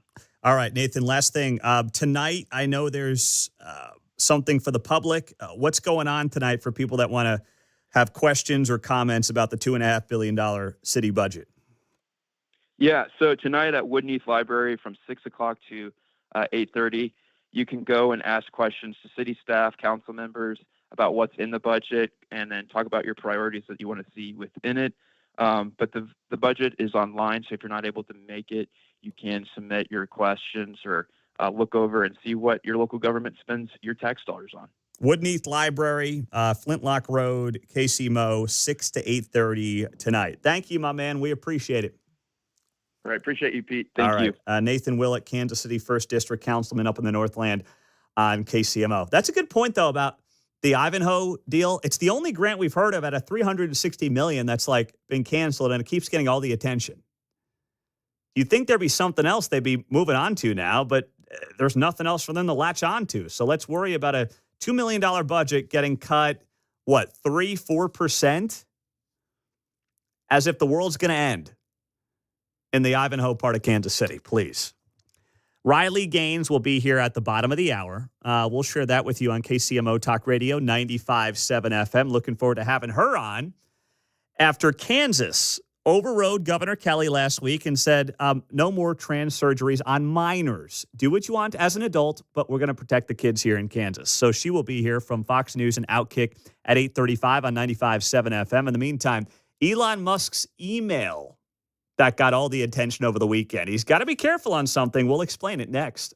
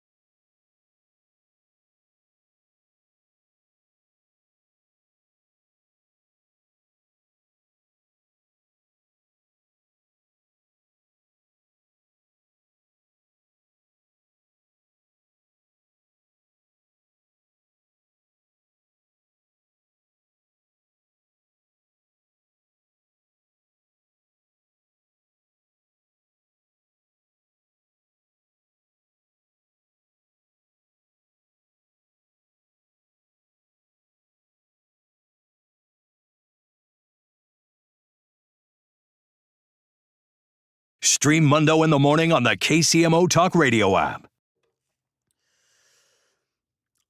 You know I'm a fan of DOGE and what they are attempting to do, which is something that Republicans and Democrats haven't had the gumption, haven't had the stones to do for 30 years now. And that is stop spending more money than we're bringing into the federal government. And the only way to do it is to cut spending. It's not about raising taxes on the rich and all these other nonsensical ideas that you hear from people. The government is bringing in more revenues than it ever has in history. In fact, after the Donald Trump tax cuts from 2017 that we were told was going to lead to the rich just getting richer, richer, richer, and that was going to be what it was all about, the government made more money in revenues in the wake of those tax cuts, which we were told was impossible because the rich guy and the rich gal were the only ones getting the breaks. We don't have a revenue problem in the country. We have a spending problem. If there's one big mistake from Donald Trump's first term, it's blowing out the budget in 2020 in the wake of COVID. And yes, there were some initial things that had to happen. I understand that in the early parts of COVID to make sure that the economy didn't fully collapse. But there was way too much government spending over the last 6 months of that year when, frankly, things should have been back to normal by midsummer at the absolute latest. And then what happened is Biden just put gasoline on the fire. And they basically kept the spending levels where they were during that 2020 COVID year. So that's why you went from deficits that were around $1 trillion to suddenly $2 trillion annual deficits. And Biden would barely cut the deficit, and it would be like, I'm cutting the deficit. Donald Trump never did that. Well, yes, Trump did have a really bad budget deficit his last year because of COVID. And Biden would barely cut it from where Trump had it during COVID and act like he's cutting the budget from where Trump had it. But it was all a ruse, right? He didn't bring it back to where it should have been pre-COVID. He just barely cut it from where it was that final year during COVID and then acted like he was some kind of budget hawk, which is comical. Come on, man. Now, you know it, Joe. You know it and I know it. So now we're in this place where DOGE is doing what the hard work that has to be done. But I do not understand the approach from Elon Musk over the weekend. And this, of course, caused a lot of hay Friday into Saturday, where Elon said that blanket emails sent to federal employees asking for a response about their weekly accomplishments or risk termination was a test to see if they had a pulse. So Elon, of course, is running DOGE. He wrote on Friday, all government staff would receive an email requesting specifics of what they had achieved last week. And I had listeners reach out to us who work for the government who got the email. And they were told by their managers to basically not respond. Even the Department of Defense, run by Pete Hegseth, put out a statement saying, don't respond to the email. So now, Elon, in an early morning post this morning, said basically that this was more or less a check to see if employees had a pulse and if they were capable of replying to an email. He added, this mess will get sorted out this week. A lot of people in for a rude awakening and a strong dose of reality. They don't get it yet, but they will. It's not that I'm against the idea of proving to your boss what you do around here. I'm not against that at all. I think that's a fine conversation to have and a fine request of any employee. But the notion that somehow DOGE was going to sort through 2 million emails from people on what they did for the last week and then figure out who was worth a damn and who wasn't based on those responses. I mean, come on. We all say we want the private sector or we want the public sector to operate more like the private sector. If a private sector employer did that, you'd be like, well, this is not a realistic way to go about figuring out who's worth something and who's not. And there's no way to go through all these emails anyway. So what's the point? All you did with the email stunt is give the media something to, freak out about. Now, I do believe the media is overplaying its hand here. I don't think for a second they're going to get the sympathy from regular people in the private sector who have been a part of layoffs, who have seen layoffs, who have seen budget cuts in recent years, who, do not have the household income or the spending power they had just a few years ago. They're overplaying their hand on simping for the government worker. That's a fact. But don't give them any free ammunition when you don't have to. You're doing radical things that need to be done on behalf of the American taxpayer. But one of the reasons I want Elon helping out Trump is because Elon's supposed to be the guy that for all of Trump's bluster, Elon's the guy who's going to be targeted with his team and who's going to make this as simple and seamless a process as possible. And when that news came out Friday and Saturday, it was like, okay, when I've got people who are Trump supporters in Kansas City being like, I got the email, this doesn't really make sense, people are trying to figure this whole deal out, then you've kind of lost a couple of people, and you don't want to lose people. You got to keep the average person on your side. And I think they still do have that.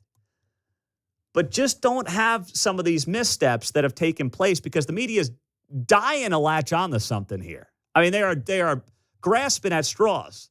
Don't give them one to hang on to. Coming up next, Riley Gaines is going to join us. She was in the studio. Gosh, must have been about 3 years ago now. Talking about her story as a swimmer at the University of Kentucky. And now she's a big star at Outkick. You see her on Fox News, and she will talk about Kansas's law to protect children. Riley Gaines is next.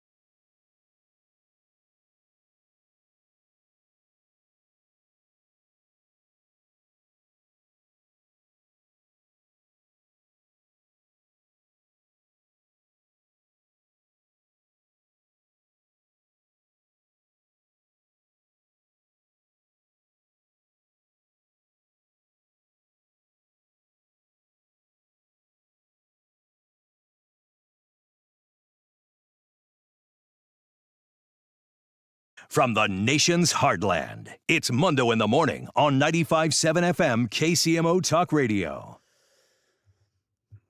It was just a couple of years ago that Riley Gaines was here in the KCMO Talk Radio studios advocating and lobbying on behalf of young women around the country who were sick of having to compete against men in women's sports. And now, of course, her star has only risen since then. You see her on Fox News. She is the host of Gains for Girls at Outkick.com, and she is joining us on KCMO. Riley, thanks for being here. Do you remember your trip out to Kansas? And it's great to have you back on the show. Of course I do.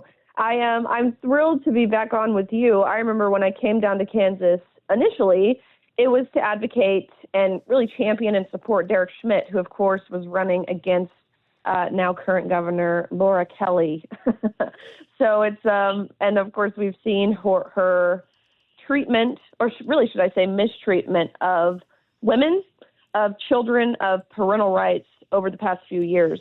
You know, you have obviously been one of the leading voices on this issue of protecting women in their sports and also just, protecting kids in general. Last week, of course, the legislature in Kansas overrode the governor's veto of legislation where they're now saying, hey, this surgery stuff for kids, the hormone treatments, not going to happen anymore until you're an adult, in which case you can do with your body what you want. What is your sense as you, of course, follow this issue around the country? Are people waking up, even those that maybe a couple of years ago were kind of towing the woke line on this stuff, so to speak? Of course, I believe that. Well, that was made, it's not even really a matter of what I think. It was made very clear on November 5th that the American people reject, of course, I've said this many times, I believe, of course, on November 5th, people turned out to the polls to embrace Donald Trump, to embrace his cabinet picks, and to embrace the America First agenda. But more so, I believe people turned out to the polls to reject absurdity. And that is what the Democratic Party has become. Entirely and thoroughly absurd from top to bottom, whether it's believing that children as young as 5, 6 years old are self-aware enough to chemically or surgically castrate themselves, whether it's putting men in women's sports, whether it's putting tampons in boys' bathrooms, whether it's referring to Latino individuals as Latinx.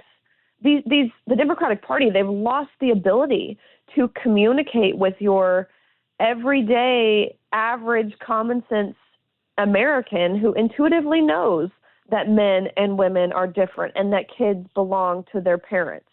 So I think the Democratic Party has become out of touch with reality and the issues that everyday Americans face. That being said, absolutely, I believe every day the number of people who are now willing to be bold and willing to state the obvious and to oppose this nonsense, it's growing in masses. Well, that's exactly right. And you were on the front end of this because, listen, there are a lot of people who dealt with the same thing as you, where, you were losing out on races because you were competing against a biological male, and they wouldn't say anything about it. Now I feel like young women are emboldened and are speaking out more so than ever. And as the father of 3 daughters, I personally thank you for that. So when you hear from these young women and you hear from some of these groups and these teams and coaches around the country, how much different is it today than it was, let's say, even a couple of years ago when you were here in Kansas? It is so crazy to me. I think about 3 years ago to now.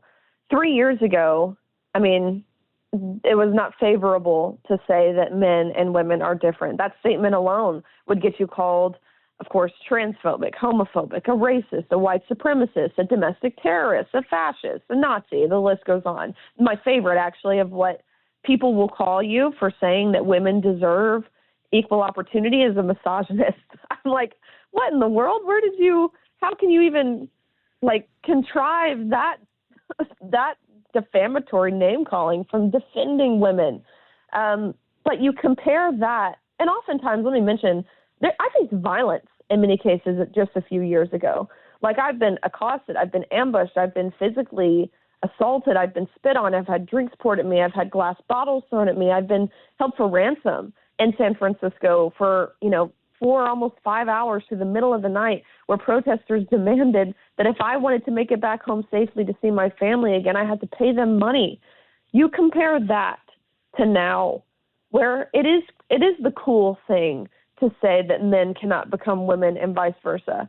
It has shifted entirely. And I think there's a lot of reasons for that. Number one, because of course courage begets courage, and there's strength in numbers. But two, understanding we have a different administration in the White House where we won't be reprimanded. We won't be,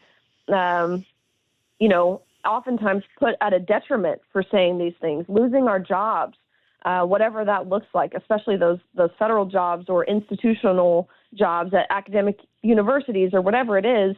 Now cancel culture is kind of losing its grip. Mm-hmm. Now, what year, what was that, 2020? Would that have been 2021 when you dealt with all your stuff with Will Thomas? It was 2022 was that national championships. Oh, it was. Okay, so it was the championships of 22. So, yeah, it has been 3 years since all that was going down. And now you look at how things have just turned on its head.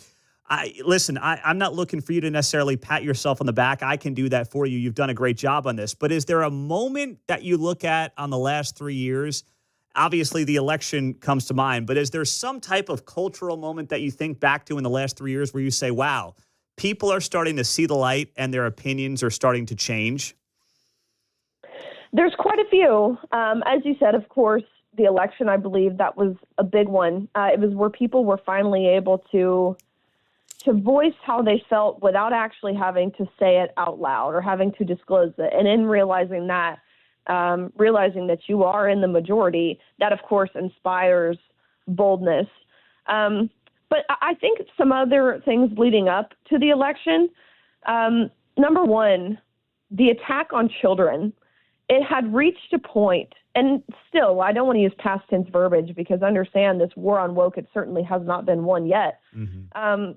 But it had, under the Biden administration, it had reached a point where even Kamala Harris was campaigning on it, saying, look, some sort of word salad quote she had where it's the children of the community are the children of the community. And I think that's a wake-up call for people. My children don't belong to you. My children don't belong to the White House. They belong to my house.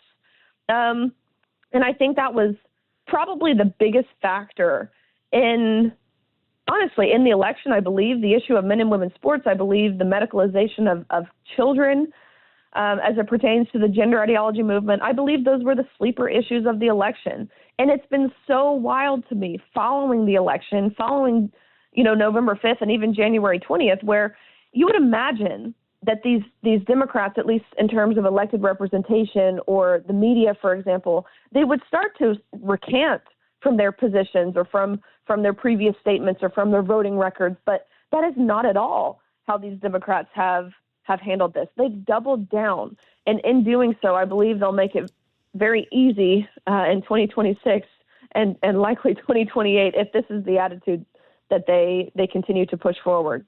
Riley Gaines, find her show Gaines for Girls at Outkick.com is where you can find it. Riley, thank you so much for being back on KCMO. Great to have you here. Keep up the outstanding work, and we appreciate it. We'll talk to you soon. Well, likewise. Thank you, thank you, thank you. You as well. Riley Gaines, great job by her on 95.7 FM. And it's because of her story going back to 22 when she lost out on a medal because she was competing against a biological male as a swimmer at the University of Kentucky. That, frankly, now we've got executive orders like this a couple of weeks ago where the NCAA is now saying that biological men cannot compete in women's sports at the NCAA level. A common sense approach to government. That's all it is. It's not about hating anybody. It's not about bigotry. It's not about any of that. It's why would my daughters, if they're one day in a place where, they're competing at a high level, which, listen, they're my kids, so it's probably unlikely, but that's not the point. What do I say to them if they were to lose out to a biological male? Especially if I'm sitting on the sidelines being like, stuff happens. No. Don't talk about equity, equality, fairness, words that certain people love to use in their vocabulary, but then apparently does not apply to situations like women's sports. And Riley Gaines has been at the forefront of that. And I know that last week she was cheering on as the Kansas legislature also said, listen, you do what you want as an adult, but kids, we're not playing that game. We're protecting our children. Sorry, not sorry. 845 on KCMO Talk Radio, 913-408-7957 as we roll till 10 o'clock. Kevin Keatsman, Uncanceled, is taking over then.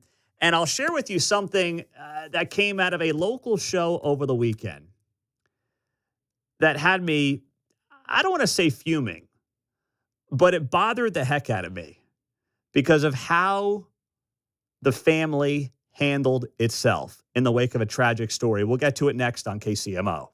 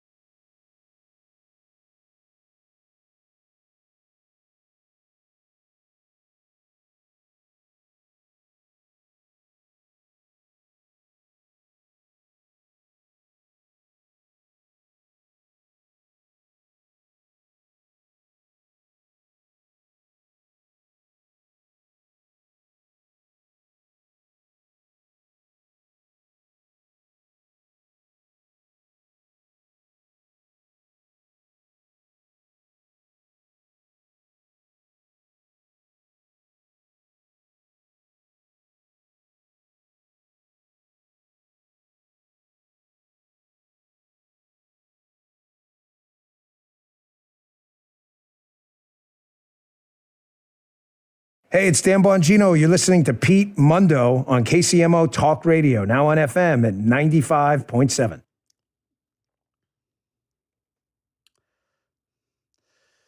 You know, I want to have sympathy. I want to have empathy. But sometimes I really struggle, especially when people continue to push things that are just not factually accurate. And over the weekend, our buddy John Holt did a really good job on Fox 4's For the People show, where he talked to one of his reporters, Malik Jackson, who had an interview with Ralph Yarl's mother. This comes days after Andrew Lester, the young or the old man who shot Ralph Yarl back in April of 2023. Thankfully, Ralph Yarl survived the shooting after Yarl showed up at the wrong house in the Northland to pick up his brother. And Lester, 84 years old, living by himself, startled, opens the door. It's not clear on what happened at the front door between the two, but he shoots Ralph Yarl twice, and Ralph Yarl gets hit in the head, but amazingly survives. It became a national story. We know why, for obvious reasons. Yarl, a black teen, Lester, an old white man. But Lester, after pleading guilty 2 Fridays ago, dies last week. And the family puts out a statement where they say they supported the speedy trial to ensure the public would see that our society does not condone shooting an unarmed innocent child simply for ringing the wrong doorbell, especially when the child was targeted because of the color of his skin. Of course, that was never proven. There was never any evidence to suggest that Lester shot Yarl because of his skin color. But it made the family very wealthy. $3.5 million in a GoFundMe.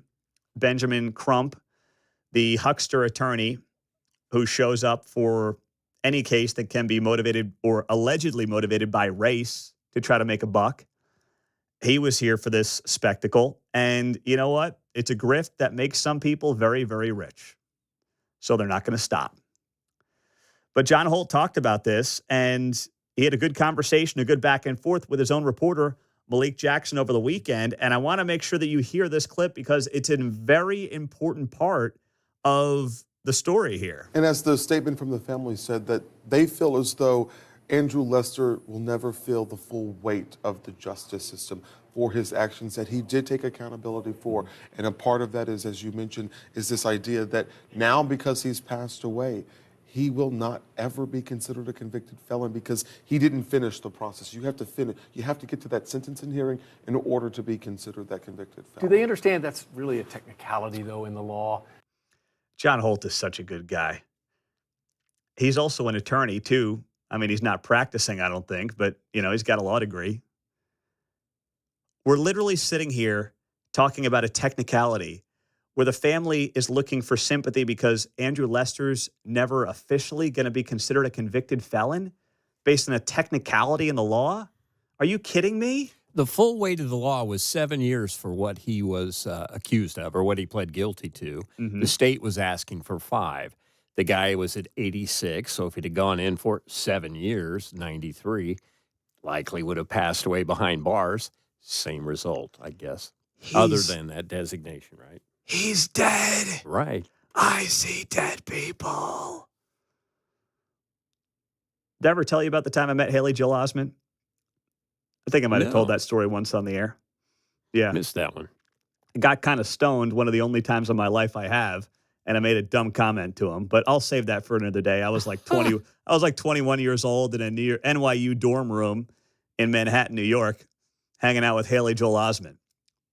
Not sure I should have shared that, but too late now. I'll save it for another time. But I just thought about that with Andrew Lester. I see dead people. He's dead. What do you mean he's not facing the full extent of the law? I mean, I get it. He may not be, but you know what? He's facing the ultimate law, if you believe in a higher power. And Andrew Lester's story, I mean, this guy goes to the grave now being known for one thing and one thing only: shooting Ralph Yarl. This man will not be remembered for anything else that he did in his life. And maybe he shouldn't have shot him. We'll never know what happened at that front door, right? I mean, he obviously shouldn't have shot him, but you know what I mean. It's easy to sit there and play Monday morning quarterback without knowing what exactly was happening in that moment when an 84-year-old man has somebody at his door at whatever it was, 10 o'clock at night.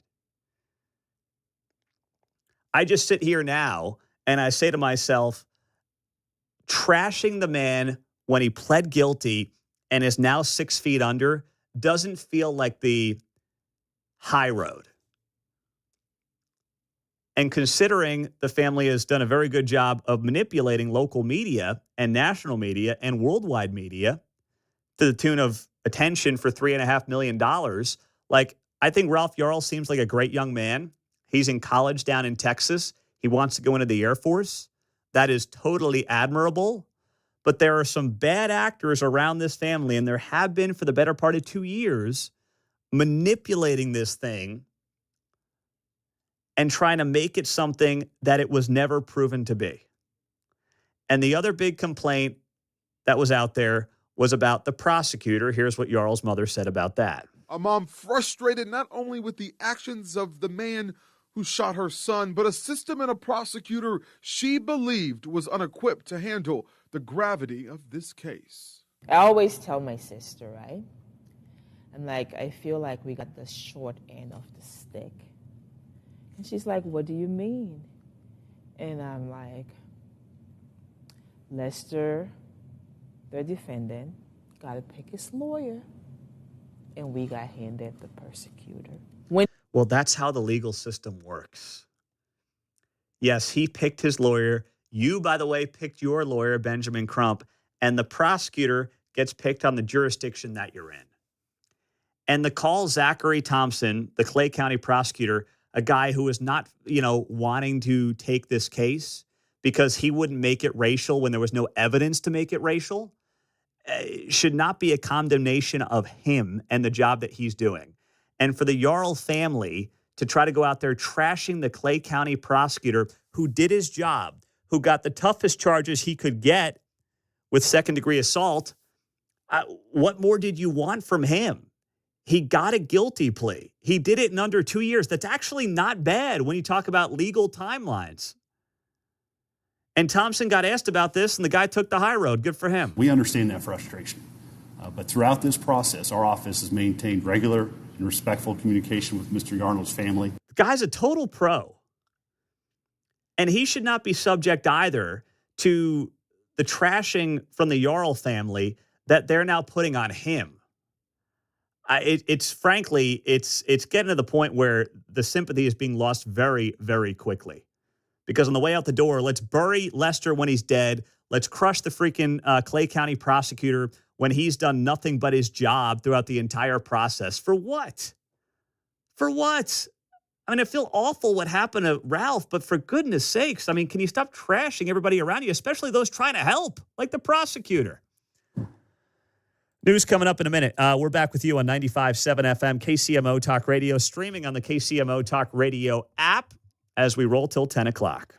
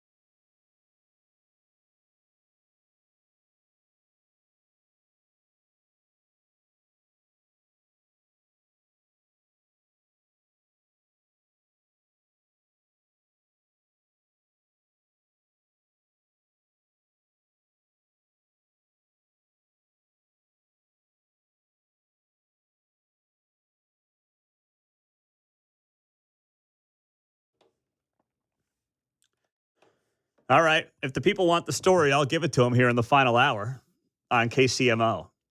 How did I end up in a dorm room at 19 years old with Haley Joel Osment? Well, I was visiting a friend at NYU, New York University. Actually, I guess I would have been 18. It was freshman year. Went up there and paid a visit. And he had happened to be in the same dorm room as Haley Joel Osment, who, this would have been, 19 years ago now. Starting to feel old, John. There you go. Not quite 65, but I'm like, wait, that was 19 years ago? See I'm how sitting vivid here, it is in your mind? I'm scratching my head, and I'm like, what did I have for dinner on Friday? God, you are rubbing off on me, John. This is not good. This is not good. And, of course, at that point, his claim to fame, his biggest moment was still The Sixth Sense, where he famously said, I see dead people. So, we're talking about it, and we're like, hey, we're all going to hang out later, and he's there, and, I'm somebody who, I'll have a drink here and there. I'll have a couple of drinks here and there. But these individuals, it's downtown Manhattan. It's college kids. They like to have fun in a different way.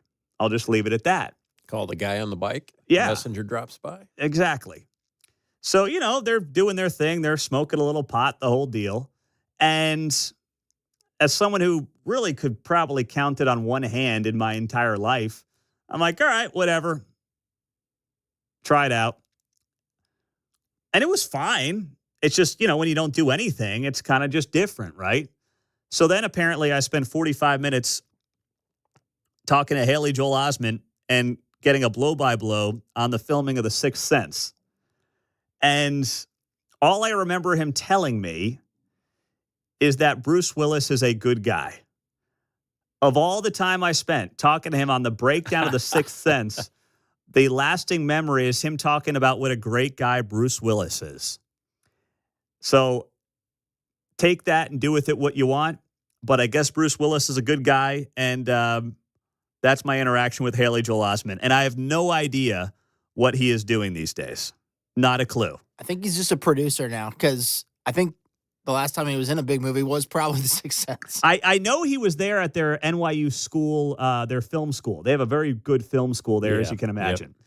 So he was there for that. So I don't know. Hopefully he did something with it. But, yeah, gosh, we're the same age. He'll be 37 here in a few weeks. And I'm sure he remembers our conversation just as well as I do.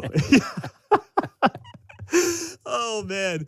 Well, speaking of conversations, this one was over the weekend.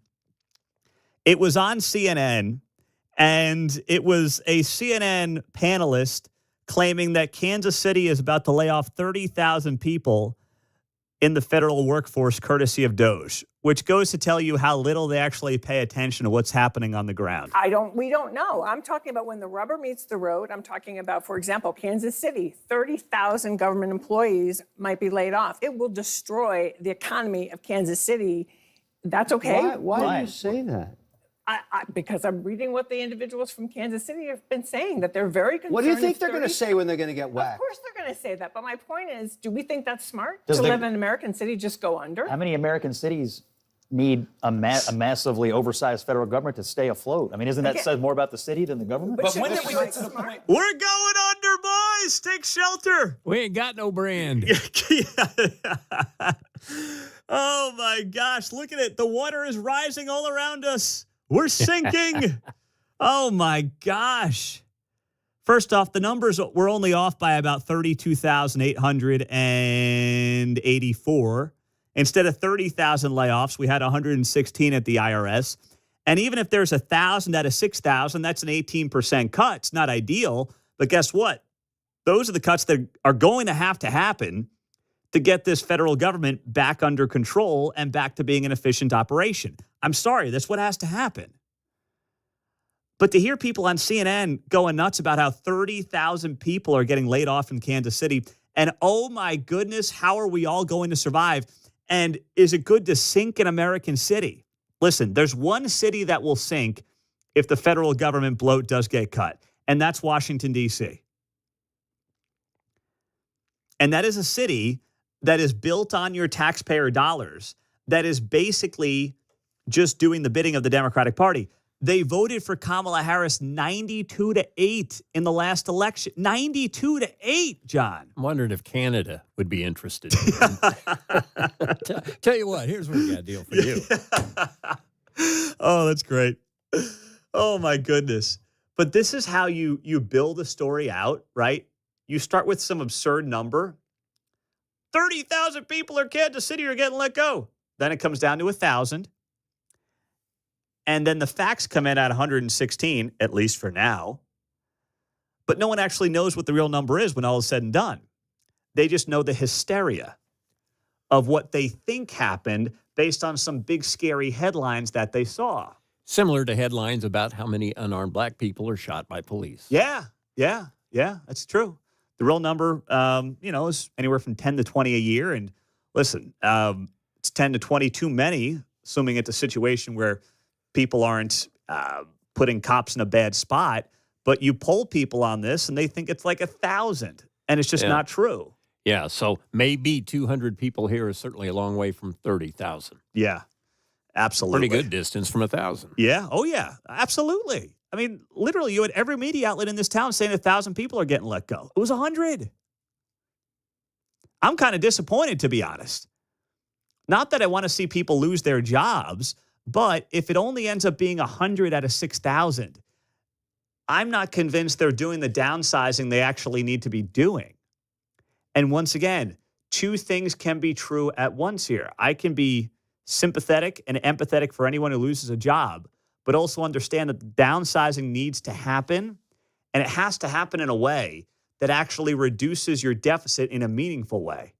It can't just be all smoke and mirrors where it looks good for Elon on X and it makes Trump look good when they're not actually cutting. I think they will. I think that time will come. But in the meantime, you've got the hysterics here in Kansas City. You got, last week, Emmanuel Cleaver was going nuts. You mustard moo. I haven't used it yet this morning, so I had to. We were 3 hours and 10 minutes into the show, and now it's an obligation to drop that at least once a show for the foreseeable future, whether you like it or not. Cleaver's going nuts. You've got Sharice Davids over the weekend talking about this with our buddy John Holt, and she said this about DOGE. How do you find that middle ground in what Elon Musk is trying to do? Yeah, absolutely. And I think you kind of hit the nail on the head there that at the end of the day, I do think that on both sides of the aisle, and certainly from my perspective, addressing issues of fraud, addressing issues of waste, and trying to improve federal efficiency is a huge priority. And for this, and particularly USAID, I think that we're probably talking about disagreements in how we get there. I can tell you that because USAID is an agency that makes use of and helps Kansas farmers get the food that they grow, not just to feed us here at home, but to feed people internationally, that the approach that we have seen around USAID right now is just not a responsible way to get to a more efficient and effective program, whether it's USAID or some of the other areas that we're seeing this. That was a lot of nothing from Sharice Davids, but that is nothing new for those who have been listening to those conversations for the better part of 6 years now. If Sharice Davids and the leadership in her party was smart, they would be saying to Donald Trump, you know what, we want to work with you. We agree. It's long overdue for us to start finding the waste and the fraud and the abuse. We know that may cost some people their jobs, but they would be better off trying to manage something and trying to help along the way instead of screaming bloody murder. That actually would make more political sense for them, and it would make them appear more moderate, even if it's not their objective deep down. Even if they're just trying to limit the amount of cutting that gets done. They can appear to be coming back to the middle, even if they don't believe it. It's kind of like, if you're going to build a new house, right? And your spouse is like, you know what, I'll take care of everything. And you're like, I don't know if I trust her with the budget. Or him. I'm not assuming gender in any of this. It's not the point. I'm not sure I trust him on the budget. Let me make sure that I'm overseeing some stuff here. You offer to be a part of it. That way you get some of what you want. That's what they should be doing right now. Instead, they're just holding bizarre rallies outside of buildings that no one could name in a million years, screaming random things at the clouds. You mustard moo moo moo. And in the meantime, we keep getting the content for it. 913-408-7957, 915. It's great to be here on KCMO Talk Radio 95.7 FM. Caller of the day at the bottom of the hour.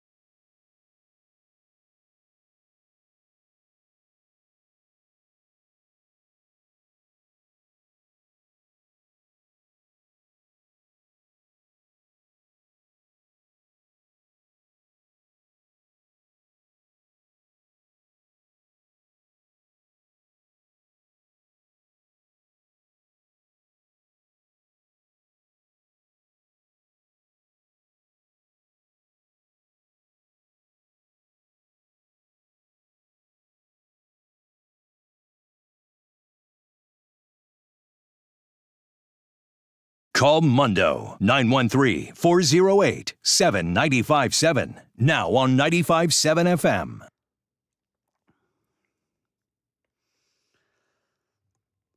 Stephen in Kansas City, you're on KCMO. Good morning, my man. What's happening? Hey, Pete, great show today. You're making some very important points here that basically the whole way of life of the Democratic Party is being threatened, and the media, by this. And they know it, and they're working pretty much in cahoots. We have to take everything with a grain of salt that you see. Like Woke 41 found one, they were looking for crying people at the IRS office. They found one person that for an on-camera interview that had worked for one day. So this is the template of how things are going to work. They're going to pick one example and then kind of really not disclose that person never worked there. That this is threatening to their entire way of life, and they're taking it seriously. So, I mean, I don't know how you control the media narrative when they're going to be doing this over and over and over again. But I think Elon is the bad guy. Good cop, bad cop routine is great, though. Let Elon can take all the heat, and then Trump can be the good guy. I think that's how this will play out. I don't know what your opinion is. Well, the other good thing for Trump here and for Elon as well is that the media has far less influence. The legacy media has far less influence than it had 8 years ago, right? So, I mean, we are operating in a totally different environment. But it's also notable how they've made Elon the boogeyman, and Trump is kind of nowhere to be found here in all this. I mean, Sharice Davids is sending out emails, and she never mentions Trump's name. It's all about Elon Musk as the bad guy. I'm fine with that. I'm fine with Elon taking on. He wants to put a man on Mars. He doesn't need the personal approval ratings. And Trump, I think Sharice is afraid in her district that there's a lot of people that really are coming to the realization that they like Trump, that they really think that maybe he knows what he's doing and everything. And Elon, to the truth be told, Elon would rather be sitting there building rockets and putting the flag on Mars. But he's a genius. See, man. that's where I disagree. I think Elon's having a blast right now. I think Elon is loving every moment of this. I mean, let's not act like Elon. Listen, I think he's doing the country a service here, but let's not act like he's not loving every second of this. He is, and he is. The guy is Tesla, Einstein, Nick. Pick your genius. I mean, he's just got a lot of genius to spread around, and if they don't like it, then too bad. He's got a lot of seed to spread around too, apparently. So it's just a lot going on with that guy. All right, Stephen. Thank you, man. I appreciate it. There you go. I saw this on Facebook from one of my friends across the political aisle. It comes from the Facebook account called The Resistance. The Resistance. Nice and dramatic, right? All right. Yeah. Here's what The Resistance writes. Ominous. Yes. The Resistance. Foreboding. Yes. Such a cute soundbite. Where did this idea come from that a country needs to be run like a business? A business is run for profit. A country is supposed to be run for service, providing infrastructure and healthcare and education and emergency services. The stuff we pay for with our taxes. If you begin to run a country like a business, you'll cut things that don't make profit. But some things aren't supposed to make profit. Do you want firefighters that operate on a subscription service? This is the dumbest false narrative of all time. Yeah, it's pretty good. It's right up there, man. So when we talk about running the government like a business, what we really mean at its core is don't put us into debt as a country to do the basic services of the country. That's what it means. That's it. That's what we talk about. Bottom line of a spreadsheet is about profits, right? And yes, the country doesn't need to be profitable in the traditional sense, and not everything in the government needs to be done for some kind of profit, as I put up my air quotes when I say it. But what matters here is saying, hey, we're taking in trillions of dollars a year. All we're asking is to not spend more than the trillions of dollars a year that we're taking into the federal government. That's it, because debt causes problems for a country. Debt also causes problems for a currency. And that's what we've been living through now for far too long. And that's why you see stories like this in the Wall Street Journal this morning. Headline, the U.S. economy depends more than ever on rich people. The highest earning 10% of Americans have increased their spending far beyond inflation. Everyone else hasn't. So the top 10% of earners, and those are folks making or households making about $250,000 a year or more, are now accountable for 49.7% of all spending. So let's say it's 50% now for the top 10% of earners. 3 decades ago, they only accounted for 36% of consumer spending. Between September 2023 and September 2024, the high earners increased their spending by 12%. Spending by working class and middle class households, meanwhile, dropped over that same period. So this is a perfect example of how the last 4 years of obscene government spending, which, yes, makes the stock market look artificially good, makes the jobs numbers look artificially good, and also allows the wealthy to get wealthier, because when the markets are doing well, listen, that's great. I want the markets to do well. I'm invested. Most of us are invested in some way, shape, or form. That's great. But in the end, if we're goosing the markets with government spending and inflationary policy, that is helping those already at the higher end, and it's squeezing the little guy who doesn't even have the money to put into the stock market because everything in his life or her life is costing them more money. You see the problem here? These big government programs that are supposed to be about helping the little guy, that are supposed to be about the average worker, the union guy and gal, the middle class family. It's done anything but that. And for decades now, we have been down this path, and all we've seen is a shrinking middle class. That's what we've seen, courtesy of an expanding and growing government. And it's not sustainable. It's not what made America great. You want to talk about that phrase, make America great again? This is what it's part of, having a robust middle class. Not having a class of elites and power brokers who continue to funnel money to themselves and get themselves and their class richer and richer at the expense of everybody else. We have lived through it.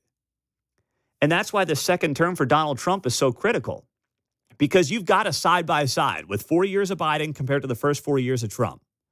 And Trump can now say, we tried it that way. We had the most progressive federal government in American history when it came to spending, when it came to illegal immigration, when it came to foreign policy, and look at what we got. He's got a chance to be a historic figure and an all-time president if he keeps this train on the tracks and he does what he's promised he is going to do. And yes, there'll be some blips along the way. There'll be some mess-ups along the way. Some people, unfortunately, will lose their jobs who probably should not lose their jobs. That's going to happen. As Mr. Wonderful said on that CNN clip from earlier this morning, if you're off 10% of the time, so be it. You've got a country to save. And that's what this moment is largely all about. Coming up next, our caller of the day, someone who is actually very critical of two of the big players right now, despite being a 3-time voter.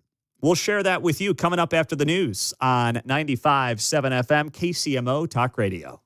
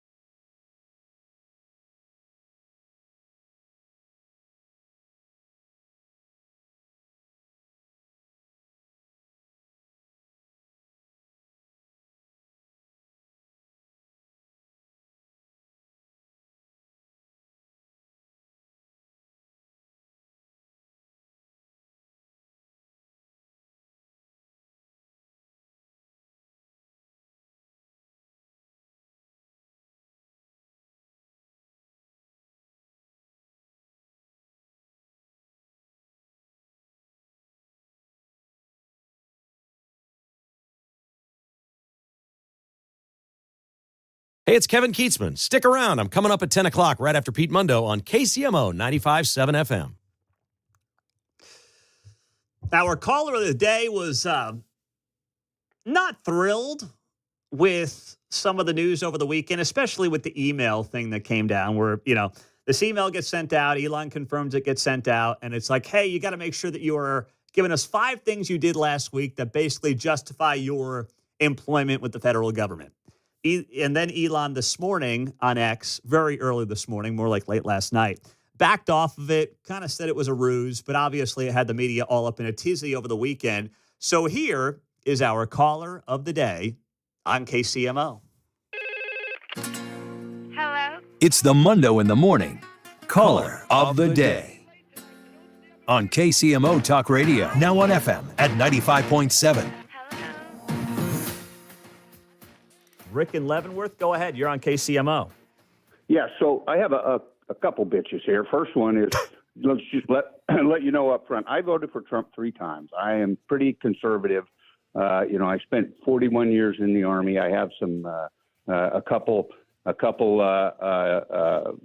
injuries or scars to prove my loyalty to the Constitution. I do not like what the president did with this send out, and you have to prove how much you work or whatever. I think that is against the law, first of all, because it, Statute 42 against intimidation and coercion and all that. Because basically, if you said, "Hey, just send this to us and tell us what you did," without the threat of you're going to lose your job because we'll just consider you resigned, I might have been okay with it. But that right there put me over the edge. The other thing that put me over the edge, because I'm an American. I'm not I don't live in England, is when the president said, "Long live the king." He may have been joking, but these things we don't joke about. We are a republic. He needs to ratchet himself back. I love him, and I understand what he's doing precisely. But I think that is going too far. That's hateful to real Americans, and that's hateful to America. We are not a monarchy. And he needs to probably say, "Hey, I apologize for that." That's what I would look for. And I'm telling you, I don't care about him. I care about the Constitution.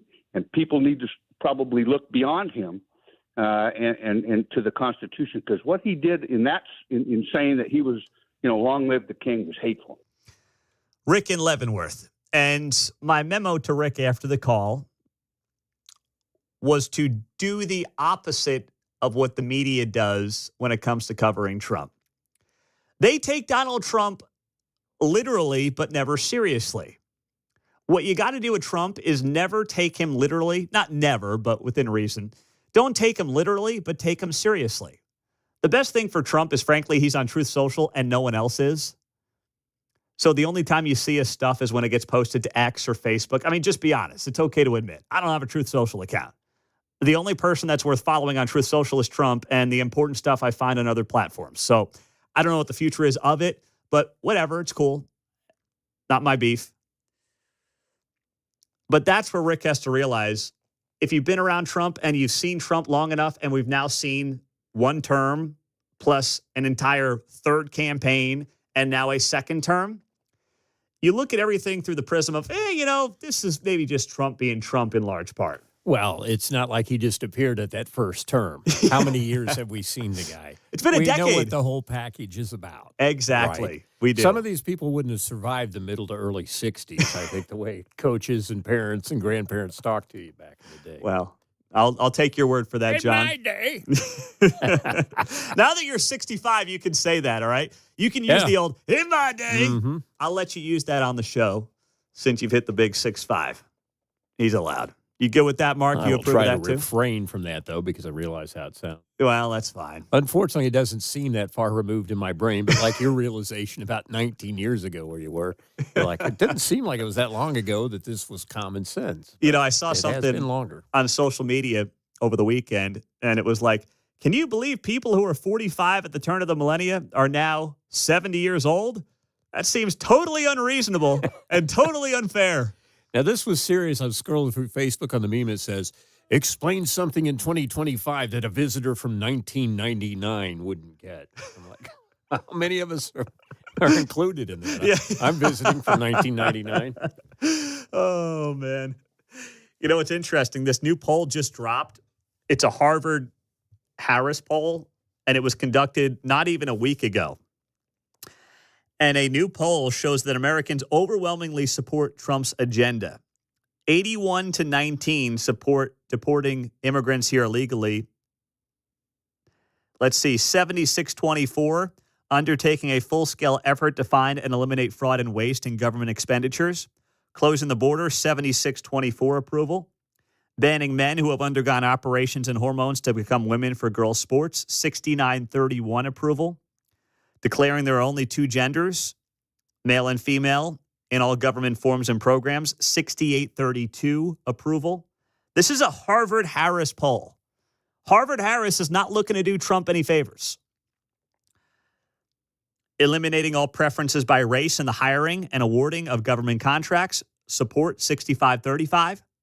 Freezing and reevaluating all foreign aid expenditures and the department that handled them, approve 63-37.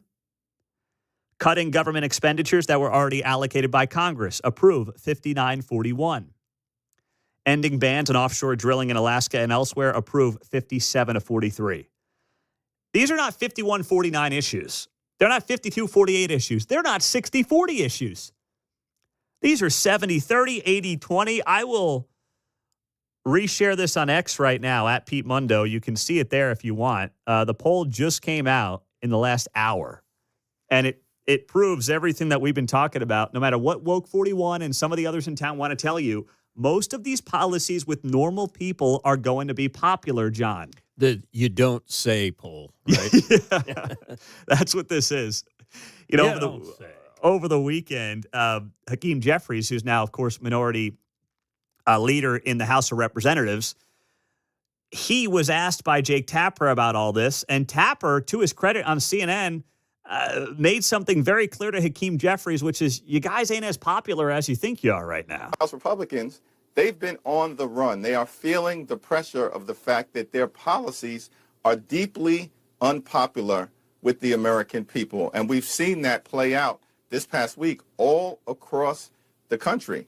And Democrats are going to continue to make clear that we will stand against the effort to end Medicaid as we know it, stand against the effort to detonate Social Security or Medicare, certainly stand against the effort to undermine veterans' benefits or nutritional assistance to children and families. So it's certainly true that President Trump's poll numbers are not in a great place, although they're higher than they ever were in his first term. But Congressional Republicans polling is about 40%. Congressional Democrats polling is about 20%. So that's an issue for you. Oh, man, he hit him there good. Show some RESPICT. Ooh, Jake Tapper didn't see that fastball coming by. Hakeem Jeffries was hoping for one of those little softballs right down the middle. Instead, he got a fastball painting the black on the outside corner by Jake Tapper. Smoked him on that one. Good for him. We got some news coming up on whether or not the Philadelphia Eagles, after beating our Kansas City Chiefs, are going to the White House. There's been some different reports on this. A new report has just dropped, and I'll leave you with one of the best things I heard, and it came courtesy of the vice president. It's a message to young men. You don't want to miss to wrap up the show next.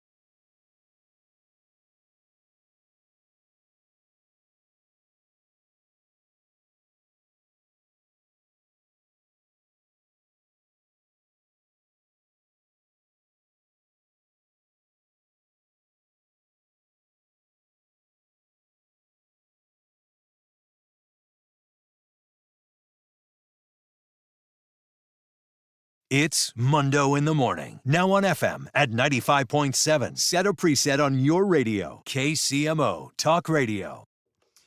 Final few minutes here on KCMO. Kevin Keatsman Uncanceled is coming up at 10 o'clock. So there were reports, really this started yesterday, that the Philadelphia Eagles were not going to attend the White House after beating the Chiefs in the Super Bowl. And my first reaction is they can't be that dumb. In a state that Donald Trump won at a time when he's more popular than he's ever been, to reject a White House visit. First off, I would go to the White House if Joe Biden was in there, and I don't care if the guy was half awake when I went to go visit him. Come on, man. I don't care. I would go to the White House because first off, being in the White House, regardless of who is there, is a privilege, as far as I can tell, till proven otherwise. I think it'd be cool to go, especially after I just won a world championship. And number two, it actually maybe gives you an opportunity to, first off, meet somebody you voted for, or if you didn't vote for them, maybe casually slip in something that you want to say to them.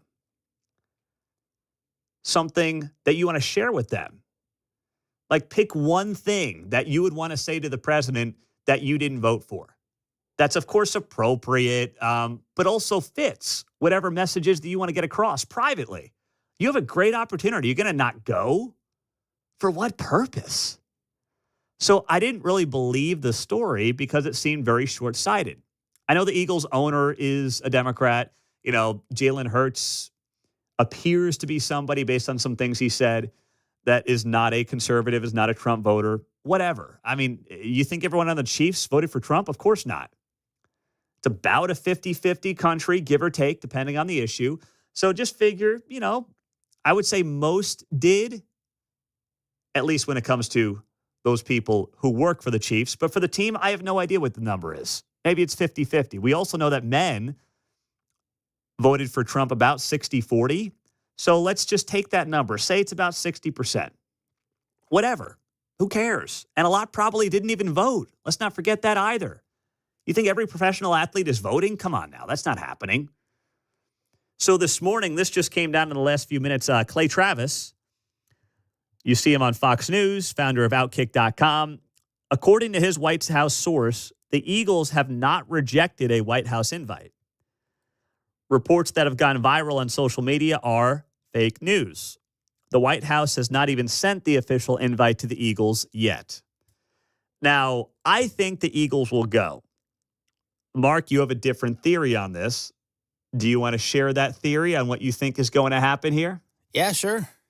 What's that? I think that the Eagles are talking behind the scenes about how they don't want to go to the White House. There hasn't been an invitation. So Donald Trump is going to pick up on this, and he's going to say, they're not getting an invite. No invite. No invite from Donald Trump to the White House. That will be some Truth Social post. Lots of caps. It will be something like, the overrated Philadelphia Eagles should have never even won the game. The refs were on their side the whole time. My guy Patrick Mahomes had an off night. If not for that, they would have won. And with that, the Philadelphia Eagles are officially disinvited from the White House. Go Chiefs.